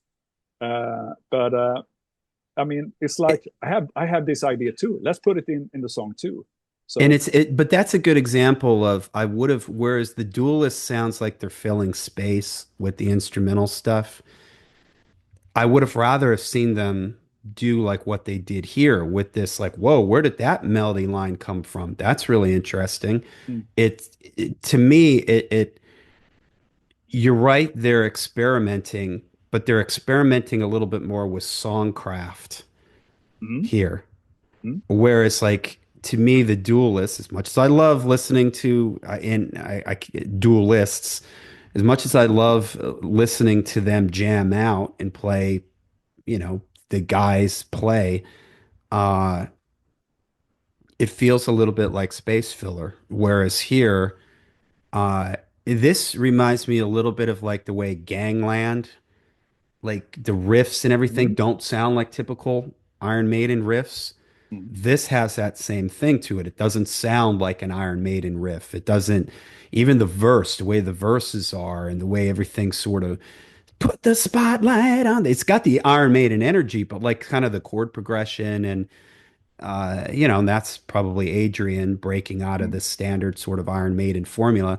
mm, Uh, but I would have liked to have seen them do more things like that. Again, it's back to this thing like, and I forget now, I timed the Duelist. It's like 2.5 minutes of like 3 minutes of instrumental in the Duelists. There's a mm. long, it's like Yeah, yeah. verse, chorus, big long instrumental section. Man, when you're sitting when you're sitting with the greatest heavy metal singer in the world in your band, do you really want this guy on a coffee break? I just like seeing him being involved more, like here, Yeah. like in Back in the Village. And Bruce's sense of melodicism, he could have easily have come up with something similar to this, maybe a similar vocal section to in the Duelist to break up that instrumental uh, part here. So I appreciate Back in the Village more for its kind of uniqueness and the way it's approached in a songwriting way. Let's write a song that's different, that has a Mm, different feel, that has a different chord progression, that has a different song structure. That's the other thing, mm, like Flash of the Blade, the Duelist, verse, chorus, instrumental section. It feels a little formulaic, whereas this feels like because I get the impression that Adrian is a songwriter. You mentioned this, that he was a rhythm mm, guitar player in the band before this. So Adrian sort of is not approaching, he's approaching it like a songwriter rather than a guitar player, like, here's a cool riff, let's attach another cool riff and let's attach another riff. mm. Sometimes guitar players just write riffs Yeah, rather yeah, yeah. than writing songs. And it feels to me like Adrian is more of a guy that's a songwriter, and he gets together with Bruce in Bruce's melodic sense and Adrian's melodic sense, and they're trying to do something different song from a songwriting perspective rather than, Mm, hey, let me try to write this fast riff, this guitar centric thing. Although the intro riff to this is a very guitar centric, quirky guitar player. How did he do that? I want to learn mm, how to play that mm, type of thing. But again, it has this songwriting sense to it that I think is because Bruce is a singer who Bruce thinks melodies and mm, melodic things. And Adrian has that aspect to him too. So mm. I would have preferred maybe another Adrian Bruce song in place of the Duelist, and them Maybe so. trying something a little different from a songwriting perspective, like they do here with Back in the Village, where I get the impression Steve is more the guy like, let's put another riff in here, Mm, let's add another riff, let's add another solo type of thing. Whereas I don't know if Adrian really thinks like that. He's more of like a, you know, compact. Does this song really need another instrumental section to mm, it? You know what I mean? Like mm. I'd imagine he kind of thinks, him and Bruce think more like that. Like, it doesn't need another instrumental section. Let's come up with another melody or maybe an interesting vocal harmony or something like Yeah, that. I think so. Apparently, Adrian said somewhere that the song was written as a, or it wasn't actually written. The licks were warm up exercises he used to play Yeah, before. kind of sounds like that. Yeah. Yeah, and someone said that, well, that sounds cool. You should make a song out of that. And I'm pretty sure I read somewhere, but I couldn't, doing my research for this episode, I couldn't really find the source. But I'm pretty sure that I've read somewhere or heard Aiden saying that he wrote or came up with a riff when he tried out a flying V that he got. in 82 or 83 or something, and that inspired him to make this song. And I mean, Flying V is a Michael Schenker instrument, so maybe Michael Schenker's Captain Nemo and the inspiration for Yeah. Back in the Village sort of comes from that. I don't know. But yeah, solos are Dave and then Adrian, and I think it's a great song. And again, if this a song like Back in the Village would end up on a new Maiden album, I would be singing along and dancing Yeah. along and praising it as the return to form and everything. I think it's a great song, and apparently they didn't thought it worked out as they did rehearse it and played for the first few gigs in 1984, but they dropped it. So yeah, what I know, maybe it didn't work, but I would for sure would like to hear Well, this song live. yeah, and I'm sure that they were approaching the point. I'm sure they were probably at this point before this where, okay, we got to play the Trooper, we got to play Number of the Beast, we got to play Run to the Hills. They had a lot of we got to play songs. Mm. And as with every new album, it's like, okay, well now, Peace of Mind, we have to play Flight of Icarus, we have to play The Trooper, we have to, there's all these things that they Mm. have to play, feel like they have to play, and things just get squeezed out. If this was the second record, Back in the Village probably would have gotten played a lot live Yeah, because they yeah, didn't have as much material back then. But as with each record, it gets harder and harder for new material to crack the set list, yeah. because they just have so many songs that they just have to play at this point. I But think it's when you talk about performances, but especially this, we keep coming back to this so-called truth that Steve is always excelling on songs he haven't done himself. But I think this is yet another example of that. This is not a Steve song; it's Adrian and Bruce who came up with this song, and Steve's bass part is very intense. And in, like I said, in this last extra verse, still we walk into the valley. The bass is just yeah, yeah. It's very busy, which I it's love. Yeah. it's extremely busy, but it's so cool. All Yeah, right, the over to title Power track. Slave. Hmm. Yeah, yeah. We didn't comment on the title of the record. I think it's an interesting sort of Hmm. juxtaposition here. Power, slave, Hmm. an image of it's an interesting sort of imagery.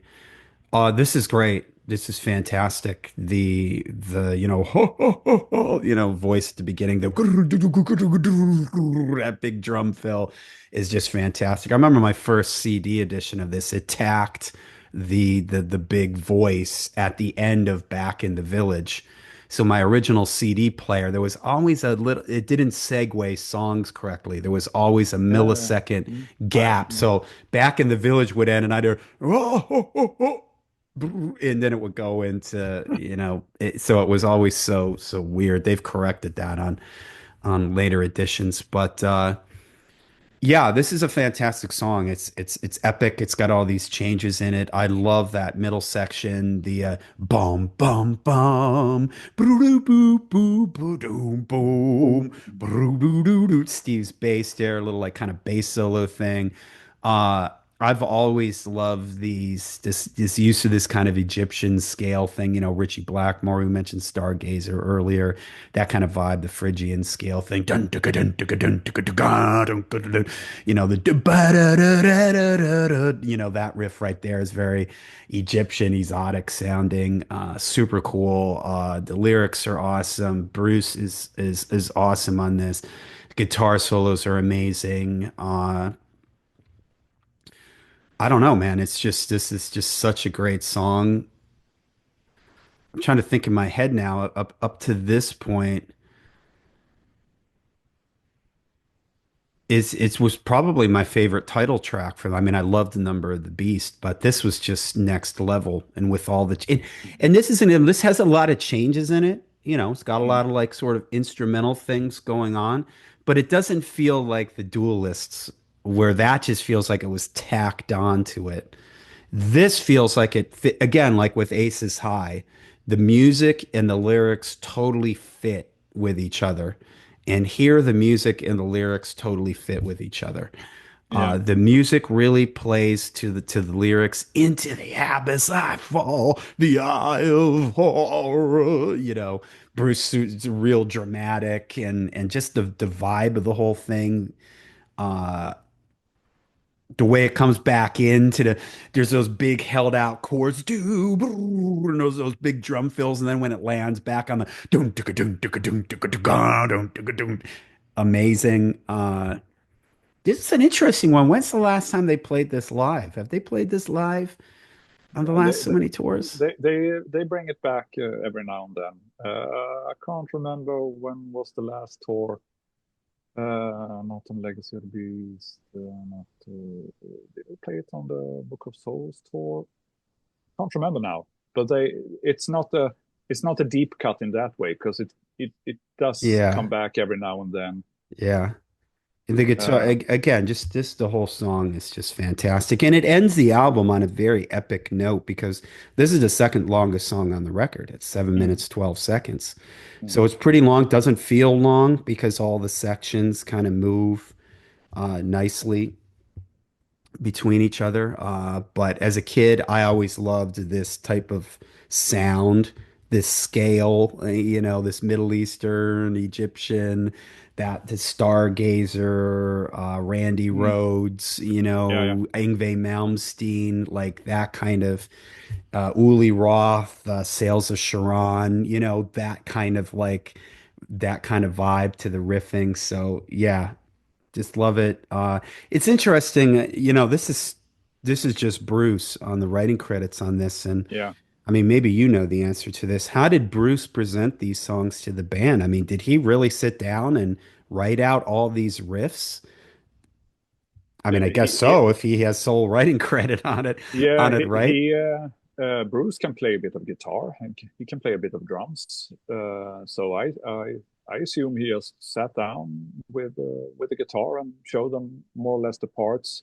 Apparently, the song was presented in three parts, which is quite easy to hear the Yeah, different parts. So, according to sources, Steve was very much responsible for suggesting this part should go here with that yeah, part coming after that one. So I think it's fair to say that Steve and Bruce have mentioned this himself, that Steve was very, what do you say, operational, hands-on when it came to arranging the songs. But all the parts were done by Bruce, and vocal melodies and lyrics, of course, by Bruce himself too. So uh, yeah, and to it's quite interesting also because you get a bit lost for words when you try to speak about a song like Powerslave because it's so good. Usually, it's more easy to go into detail when there are things you don't really yeah, like, where there were parts coming and going that you feel like, that is kind of weird. But when you listen to a song like Powerslave, you just go, "Oh, it's great! yeah, Oh, and yeah, that yeah, that part is great." And I mean, I feel the same way. What is there to say? It's an absolute, yeah, it's a top 10 Maiden song. It is Steve Harris, one of his favorite Maiden epics, although he didn't write it himself. So, I mean, it is a great song. The lyrics, as far as I understand, Bruce, as they were on tour, saw there is in music, as you might know, there is this term slave amplifier. hmm And then for you non-musos out there, a slave amplifier is to increase the volume to get more output. So It you does have all the one work, sort it of. Yeah, you have one amplifier, and then you put the signal through another amp, and then perhaps even through another amp, just to get a stronger and stronger signal to get front of house when you play a concert. So you have these slave amplifiers, and apparently when he read slave amplifier on a box somewhere on tour, he thought, yeah, a slave amplifier. And his mind went thinking about uh, that the band, were slaves to the power of music. or even slaves to the power of getting more and more successful. But it's quite boring to write a song about a rock musician on tour trying to gain success. So it Yeah. took that image or that imagery and put it in ancient Egypt with a pharaoh who is a slave to the power, and Yeah. he's a slave to the power of death. Yeah. And I mean, it's as far as lyrics goes, I think this is a great lyric. Um, and I think he was right. I mean, the band in this stage of their career pretty much were slaves and would become even more slaves to the power of their own success. Going on a tour that just wouldn't end. And Bruce have Yeah. commented on that as the World Slavery Tour continued, he more and more started to feel like he was part of the lightning rig, I think was a quote, where it was like he was just a part of this huge machine that was Yeah. Iron Maiden, and that he didn't know what day of the week it was or something. Like you just you're just a part of this huge machine. I just Um, love the epic nature of it. And at this time, I loved it. I still do. I love epic songs, Diary of a Madman, Phantom of the Opera, and just the whole, I don't want to die. I'm a god. Why can't I live on? That whole part is so dramatic. It's so strong. All right, I'm gonna put you on the spot here because I said this earlier about Rhyme of the Ancient Mariner.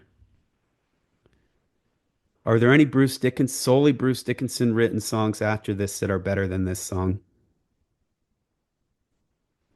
I mean, that might be one we have to sleep on, but I was going through it in my head while you were talking that are better than this song. he hasn't done that many songs by himself after this one. He's Well, let's save. All right, let's save him with a writing, him involved in the songwriting. Has Bruce written a better song than this after this? Has Bruce written a better song than this before this? Is this Bruce's best written song? I think this one and Revelations Revelations. I was just going to say Revelations. are This and Revelations probably are his two up best. there. Yeah, but no, I say that Powerslave is his crowning moment. Yeah, which Uh, again leads me to this theory that the band is kind of peaking at this point. mm, Everything's still working and they're kind of peaking. This is the best one of the best written songs that Bruce has done, arguably his best song. And yeah. if we're ready, we can move on to the next one, which I feel is Just to finish that off, I mean, it's we don't have to choose, of course. right. But I've already said that Powerslave is my favorite Iron Maiden album. So that must mean that every album before Powerslave and after Powerslave is less Yeah, good. right. So maybe I said too much. No, but I think just a final comment on the solos. I think the solos are Yeah, amazing, and especially Dave's first slow solo and the yeah, way they did it live too is like, oh, it's so good. It's so good, amazing. But enough of absolutely. Powerslave. Let's move on to Rhyme of the Ancient Mariner. Yeah, okay. Boy, what a way, the last two songs on the record. What a way to end the record. This is another one. It's sort of at a loss for words. And hearing this loss for words, big horror. Uh, remembering hearing this at the time, I thought Phantom of the Opera was epic. It was long. It had all those section changes. I never felt like Hallowed Be Thy Name quite in that same category because it's a little bit more repetitious compared to Phantom of the Opera. Mm. To Tame a Land was pretty long and had some pretty intricate sections in it, made it very, very epic. But this was like, I remember a kid in school just being like, rhyme it. We had just gotten this, and I think I knew he was a Maiden fan. I was a Maiden fan. And on cue, my cat is going crazy if you can hear her in the background. We We both can. get this album like I'm pretty sure I got this the day it came out. and so did he. And I think I just remember seeing each other like in the hallway at school and being like, "Rhyme of the Ancient Mariner." Just like that. Would you just like looked at each other and like didn't need to say anything? Like this was next level. This is this is a classic of the classics. This is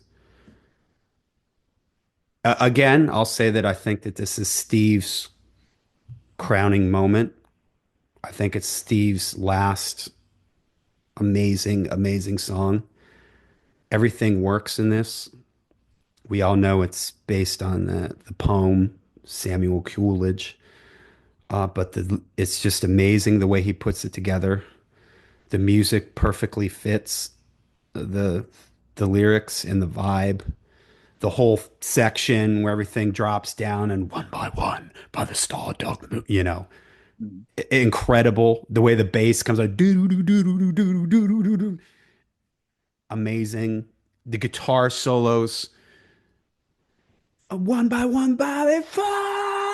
The way those guitar solos come in, just absolutely, incredible. The way that builds, the way it comes back into the main riff after the solos. I love the way the song starts. It's so immediate. Mm. There's no kind of, I've complained endlessly about something that plagues modern Iron Maiden is these doodling intros, these quiet doodling intros that takes them 2.5 minutes to get to something. Here, da da da da da. I mean, it just bam, it just hits you. And the way it comes after Power Slave too, it's like you're hearing it in your head. You're just like ready for it, man. Mm. And it's so immediate. That riff is just so killer. The way Nico like doubles them during Mm. that spot where everybody's playing.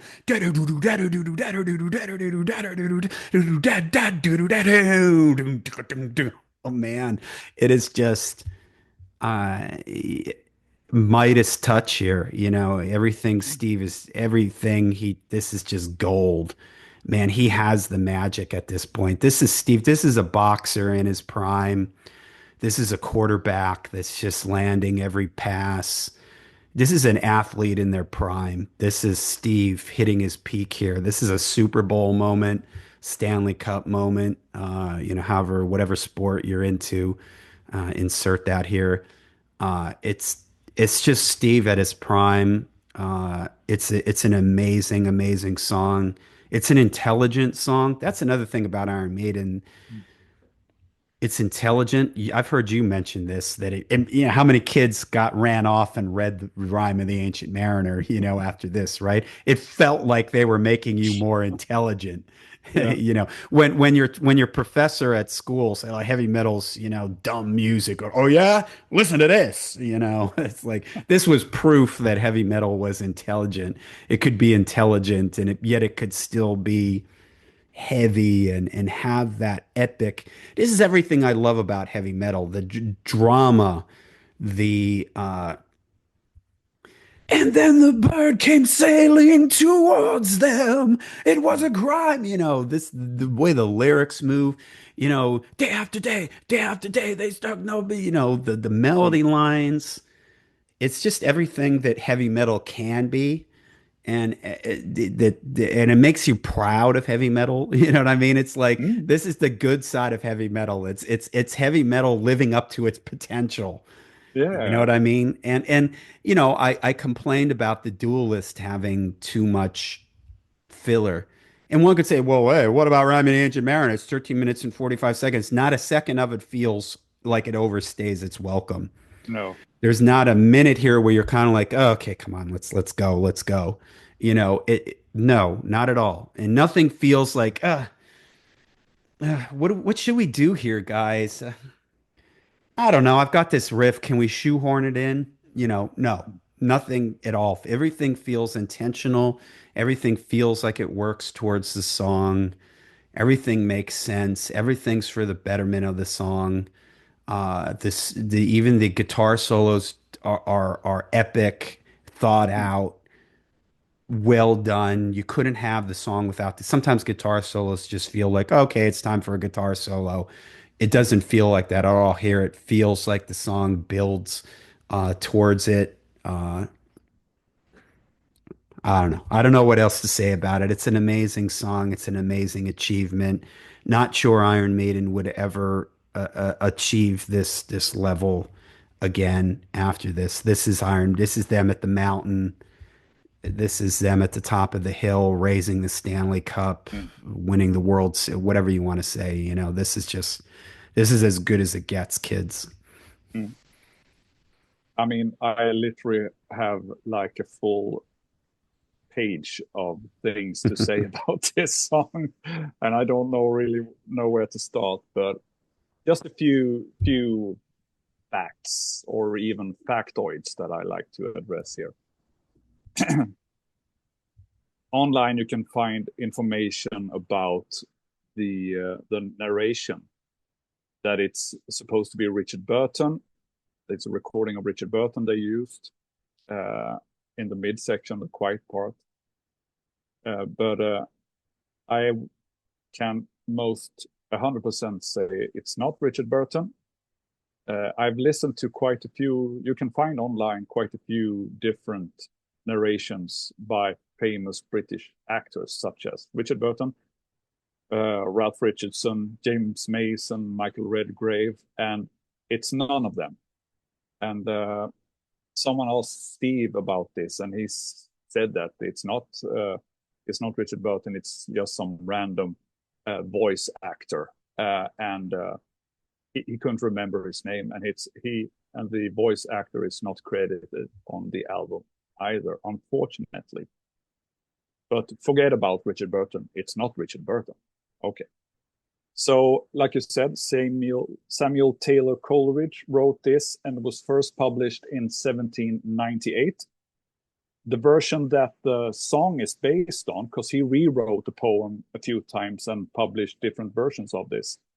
The last published version is from 1834, and I think the version that is the most known and the version that Steve had in his school book, because this was something he knew from school, and that one was published in 1817. So it's quite a few years ago that Samuel Taylor Coleridge wrote this one. I have my copy of this one is illustrated by Gustave Doré, which is quite famous. I should have brought it here to show you, but it's in the bookshelf in another room here, unfortunately. I should have thought about that.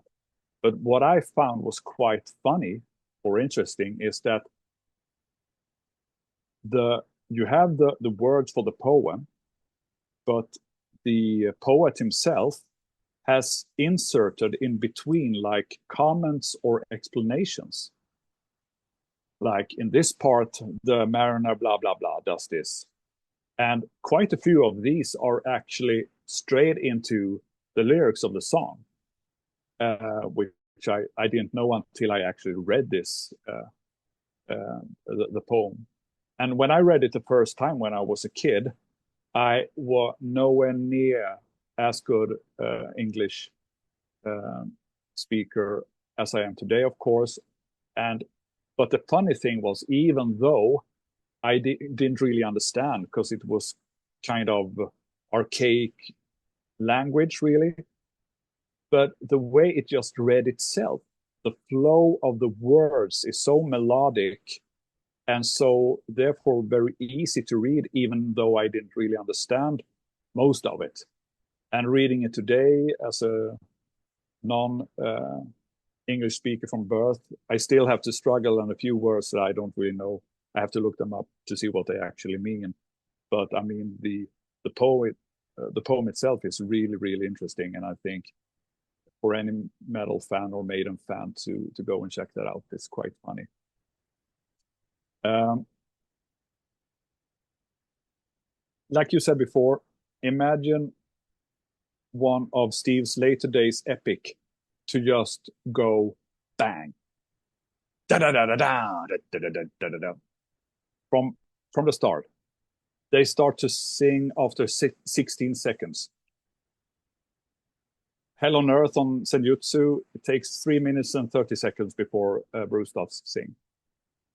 I mean, maybe it's an unfair comparison because that song is like has a instrumental part tacked on to the beginning of the song. But I mean, 3 minutes.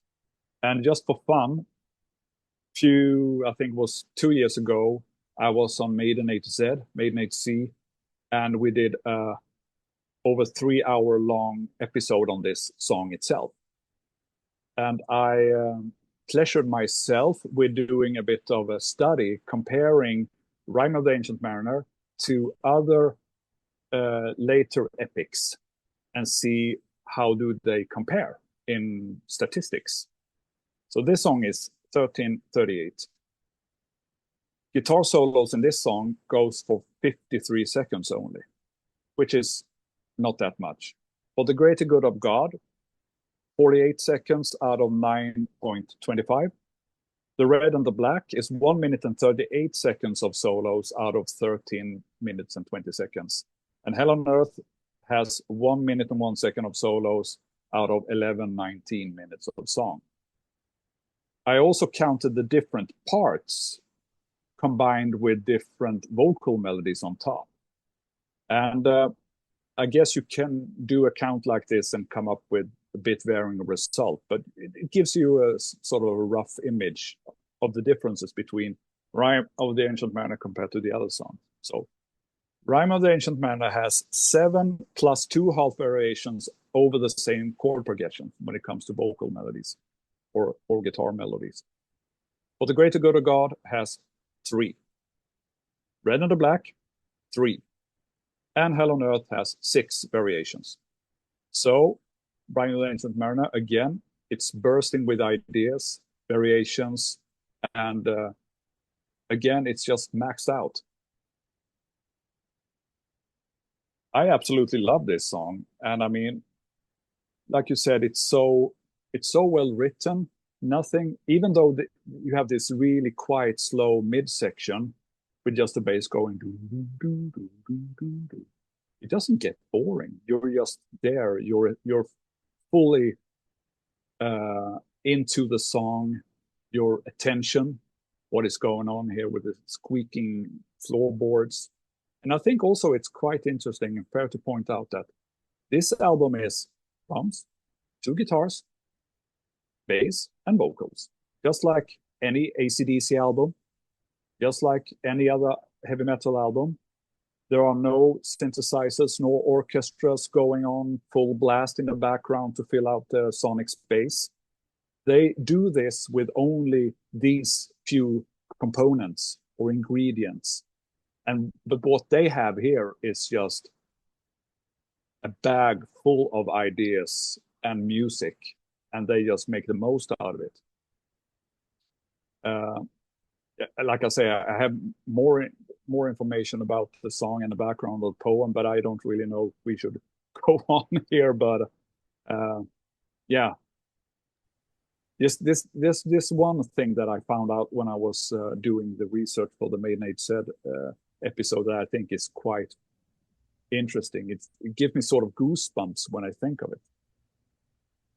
Maybe you know who Mary Shelley is. She's the one who wrote Frankenstein. Mm-hmm.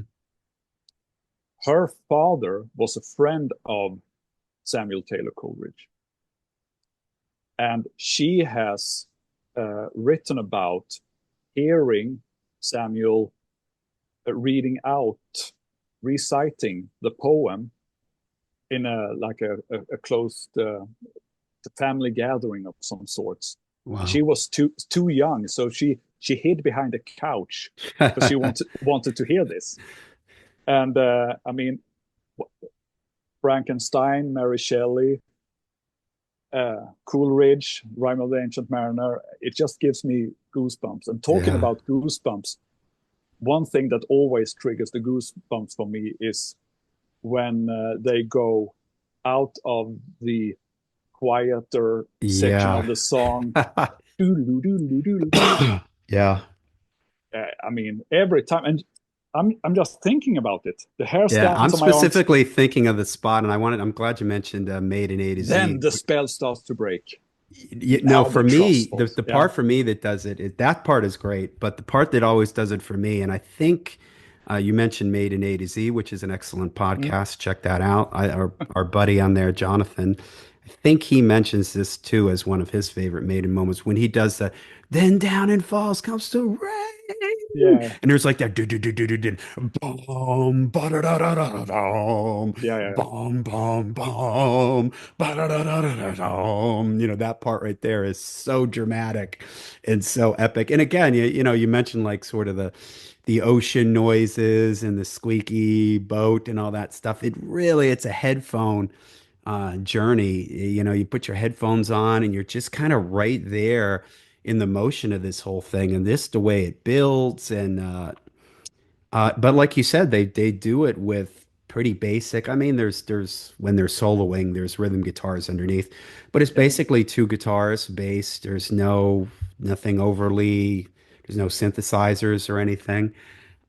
It's just done in such a way that it really does feel like it builds and that's interesting. The little comparison you did to some of the other Maiden songs because in my head I never did anything as analytical as that, but I could sort of just tell that it feels like these long songs that they do now don't have like the Red and the Black is a good example of it. It's got all this guitar soloing in it, and I actually like that song, but uh, it just doesn't have quite the ideas that they have going on here, and with this particular song, all the ideas fit and everything Mm. works and it works towards the song. And it's just a real kind of crowning achievement for them. And I think it's a real moment. Again, I mentioned this at the beginning that this is their career from a career trajectory. This Mm. is what they've been aiming towards, and they've Mm. sort of hit it around this time as far as popularity. They Mm. basically couldn't play, at least in the States. They were playing the biggest places they could play for as many nights in a row as they wanted to, Mm. really at this point. And from a songwriting perspective, I really think that this is what they've been building towards, Mm. and they hit Absolutely. it on this. This is like everything that they kind of they want. I'd imagine they sat down after this was done. And sometimes you hear artists and they talk, "Well, did you know that that was a great song when you recorded it?" Like, nah, it was just another song on the record. Nah, not with this one. I'm sure they knew, like, Yeah. oh Yeah. Yeah. yeah, we like did something here. We Yeah. Yeah. nailed this. This is really yeah, we did what we wanted to do here and really nailed it on. And I think this album in general, like the title track, I really feel I'm sure they sat down when that was done and was like, yeah. And this to wrap this all to bring this all back full circle, when you got a song like Rhyme of the Ancient Mariner, when you got a song like Power Slave, it's how do you have a full album of songs like that? I don't know if it's possible. It's a Stargazer thing, you Mm. can't have a when you have Stargazer, one of the greatest hard rock heavy metal songs of all time, you're probably when you have Stairway to Heaven, these songs are just so great that they maybe kind of make the other songs on the record, which are still good songs, but makes them kind of seem Mm. quaint and Mm. a little bit just kind of there when you have stuff like I distinctly remember like going listening to this for the first time and going back and listening to Powerslave and Rhyming the Ancient Mariner again. I was like, I gotta go back and I gotta listen to those two songs again. I can't believe it. I just can't believe this. I have to hear this again to make sure I'm not like hallucinating or daydreaming or something. This is real. That it is on the tape. It's not going to disappear and I'm never going to hear this again. I have to hear this again. Okay, so if you really want to know the poem, I wrote like a short summary of the poem so you can follow the events. Okay, it goes like this. The mariner tells a wedding guest about a boat trip he once did. The trip starts off good, but eventually they end up in a storm and all of a sudden find themselves near Antarctica, trapped in ice. An albatross leads them back on track, but the mariner kills the bird anyway. Of course, the sailors are furious with the mariner for shooting the bird, but as they end up in warmer weather, they change their minds, but only to again change their minds when the wind disappears and they blame it on the mariner for killing the bird. So they hang the bird around his neck. Then Death joins along with a pale woman called Nightmare Life in Death, and they gamble about the crew and the mariner. Death wins the crew, and Life in Death, the mariner.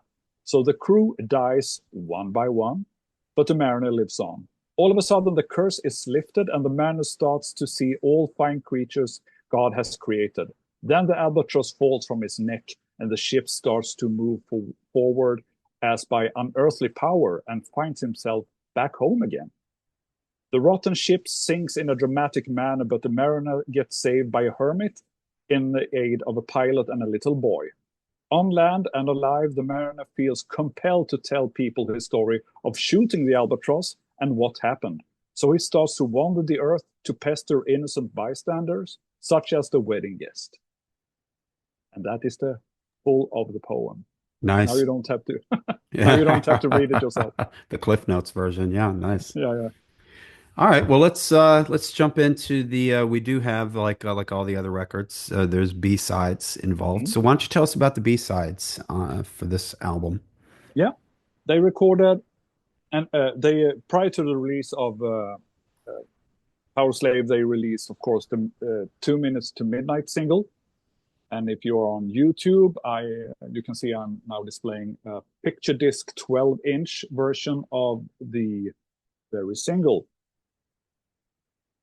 Actually, it was released 39 years to the day after the first use of the atom bomb in Hiroshima. But that wasn't planned. It was just a coincidence, which is quite remarkable. On the B side, it's to me one of my favorite. I think this is my favorite B side recorded by the band. It's a song called Rainbow's Gold by Beckett. It's from a 1974 album that we have discussed earlier on this pod. And it was when we talked about Hallowed Be Thy Name and the loan or slash maybe theft of a few lines of lyrics from Steve in Hallowed Be Thy Name. But this is the band Beckett. And again, sometimes I mention the small circles and the interconnectedness of all things Iron Maiden. What we have here is a song of an album recorded and released in 1974. But Maiden's manager, Rod Smallwood, used to be a booking agent for the band. So he knew the band and knew of the band. And if you remember, the singer of this band, Terry Wilson Slester, was actually doing auditions prior to Bruce Dickinson in 1981. Another thing that is, again, with these small circles, the album was produced by a man called Roger Chapman, who played with Nico in his first band, Streetwalkers. So again, there's a connection. The other track of this single, and on the 12-inch, there is this song, quote unquote, called Mission from Ari. And what is that? If you There's listen those to it, dropped H's again. yeah, The dropped H. again, that's the main thing in our Maiden. Yeah. Yeah.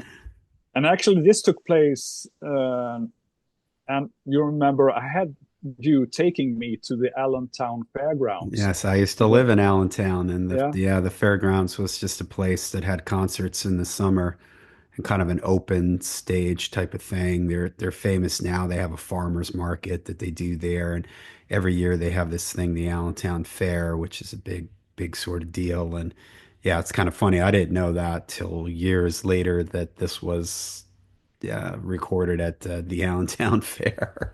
So so that's kind of interesting. it was recorded in on the 18th of August in 1983. Yeah, it's always the And end it, of this summer was when they had the concerts there. yeah, and as you might know, it's a recorded argument between Steve and Nico. So on the song, they both have a writing credit. And what happened was that Steve had a problem with his bass guitar, and Nico was doing his drum solo. So they sent this roadie to go and tell Nico that he has to extend his drum solo until we sort out the problem with Steve's bass guitar or amp or whatever it was. And they send this guy over to Nico, but he doesn't go up to Nico and sort of tap him on the shoulder and say, you have to play a longer solo. They have a problem with the Steve's bass. But he stands a few yards behind the drum kit. And if you listen to the song, A Mission from Mary, Nico gives an impression of the guy going, Yeah. like a rock star. And Yeah. I go, what? Well, he couldn't hear what he was saying. Yeah. So he messed up his drum solo and was furious. And apparently he told off this guy very, very brutally after the gig. And Steve thought that he should apologize to this guy because he was rude to him. And Nico was for sure not apologizing to that. And there's a lot of swear words. And on the 12-inch, there's this sticker that says, this record contains language which some people may find offensive. Oh shit. It's quite harsh. Yeah, and then But it's not Bruce the is the proper song. guy. Yeah, then Bruce is the guy that decides to start a tape recorder to get all Yeah, of yeah, this. So, yeah. So apparently they sort of waned out, and then Bruce came back with a recorder, a hidden tape recorder, and Nico was about to. He said this himself. He was about to leave the band. He thought that this was unheard of. And what saved him was that Bruce said that I have ideas recorded on this tape for the next album, so you can't trash the tape. It's where I keep my recordings.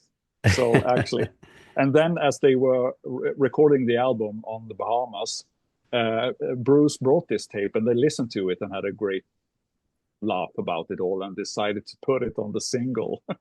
the best part is right at the end where Steve figures out that there's a tape in the room and you just hear Steve, some cunt's recording this. Yeah, some cunts recording this. Yeah, right.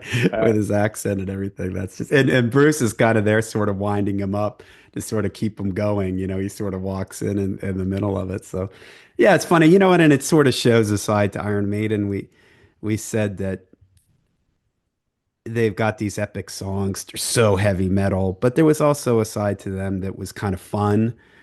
And this is what these B-sides are for me. They're just showing another side of the band. They're going to do more songs later on that have a humorous thing to them. They're kind of throwaway, but they're fun and they just show that the band doesn't take themselves too seriously. no, no, no, no. They understand that it's okay to have fun. And the covers, as much as I honestly don't really give these much time, they're kind of fun to listen to. Sometimes I listen, they put all these out on a best of the B-sides thing.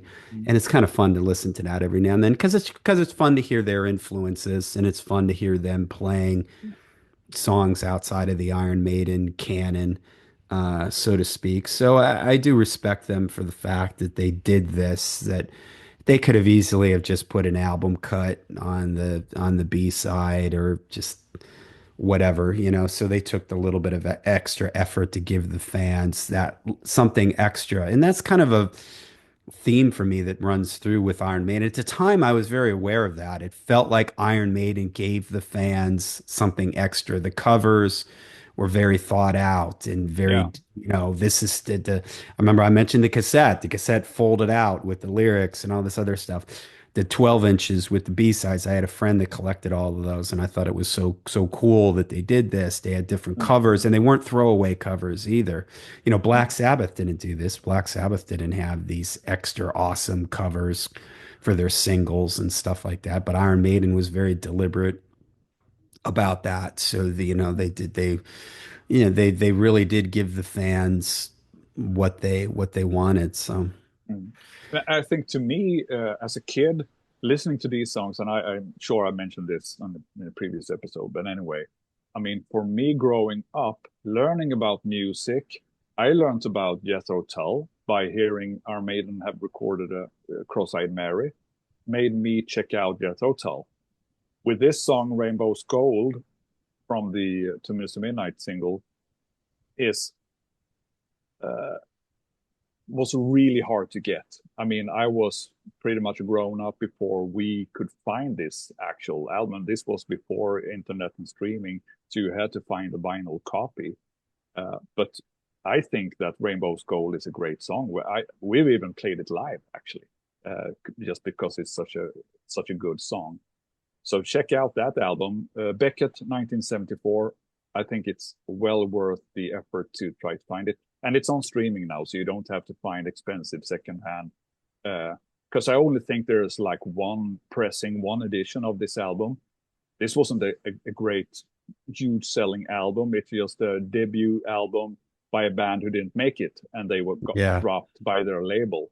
So it's a deep cut in that sense too. Yeah, swiftly moving on to Aces High, another fantastic cover illustration by Derek Riggs, or maybe you should. The horizon is like that, I think. So maybe Yeah. this is the angle to look at it. Uh, this has a song on the B side called King of Twilight, and it's by a band called Nectar. It's written by the whole of the band. All the members get the writing credit. The version that our Maiden recorded are actually two songs by Nectar. And it's the song King of Twilight, which is the first one they sing. When the King of Twilight, blah, blah, blah. And then it goes on to another song, which is the song after on the A Tab in the Ocean album, which is called Crying in the Dark. And you can also hear Bruce saying Crying in the Dark on the song. So it's actually two songs by Nectar that our Maiden put into one and named it King of Twilight. The original album, like I said, A Tab in the Ocean, is from 1972. It's also got a live version on the 12-inch, a live version of Number of the Beast recorded in Dortmund. I think also this is a very cool release. This is if you have a copy of the 12-inch picture disc, but on the B side, the other side of the picture disc is this. So the view is like you are up in the sky and you are seeing an airplane crashing towards the earth in smoke and fire. So Yeah. when the record turns, you sort of see the aircraft spiraling down towards the earth. And I I've think never actually seen that. Yeah. It's the first time I've that ever is seen that. that is quite cool if Yeah. you ask me. Yeah, that Mm. is pretty cool. So I think these two cover songs. I mean the proper ones. I'm not counting the Mission for Mary as a song even. It's just a bit of fun. And the Number of the Beast live version is of course a good live version, but it's a bit throwaway if you ask me. But the other two versions, the two proper cover songs, are in my book among the very best that they ever recorded. So that's that. All right. Any final thoughts before we wrap this up? I think we've said so much about this album. I mean, I would just be repeating myself with saying that it's my favorite album, that it's an album bursting with ideas. I remember the guy when we did the Rhyme of the Ancient Mariner episode. There was this Australian guy called Ben Webster or Bean Webster, if you're Australian, and he just kept saying that the album was maxed out. It's maxed out. And I mean that it is a maxed out album. Everything is like bursting with ideas, and I just love this album. It's probably one of the top one, two, three albums that have affected me personally the most in my life. When it comes in, if you take into consideration just becoming a Maiden fan and what everything that came with that, exploring, like I said, new music and new bands through their cover versions, their choices, by going to abroad, seeing Maiden in concert, meeting people. That literally changed my life. I made friends for life because we share the love of Iron Maiden and Powerslave, of course, being my first own Maiden vinyl is a huge part and reason for everything that's been going down. ever since. At least when it comes to my life as a songwriter, trying to master the bass and playing a bit of guitar. It all comes back to Iron Maiden in some way or form. So hugely important album to me, and I can't imagine a life without it. Yeah. Yeah, I agree. It's a peak. It's a milestone for the band, but also for me, it's like I've said throughout the episode that there's some cracks starting to show a little bit, and I think that that's going to continue as we move on here through the rest of the records. So, all right. Well, for the next episode, we are going to be covering Live After Death. We talked about it. We agreed that this is such an important live record that it should be discussed. Probably won't be covering the other live records because I don't think any of them quite live up to the legend that is Live After Death. But we will be talking about that. So, yeah.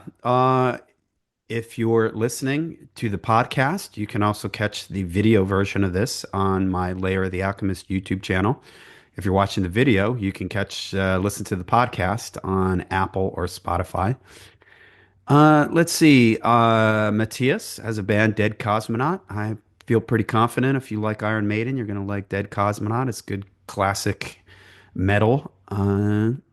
Yeah, I think that's about it. Did I leave anything out? Anything else we want to mention? Also, check out my Black Sabbath podcast, Into the Void of Black Sabbath podcast, and my AC/DC podcast, Kicked in the Teeth and AC/DC podcasts. I do those with Martin Popoff and the Black Sabbath one with my buddy Darren. And yeah, I think that's about it. I think we've said it all. Let's put a wrap on this mummy, and we'll see you out there somewhere in time.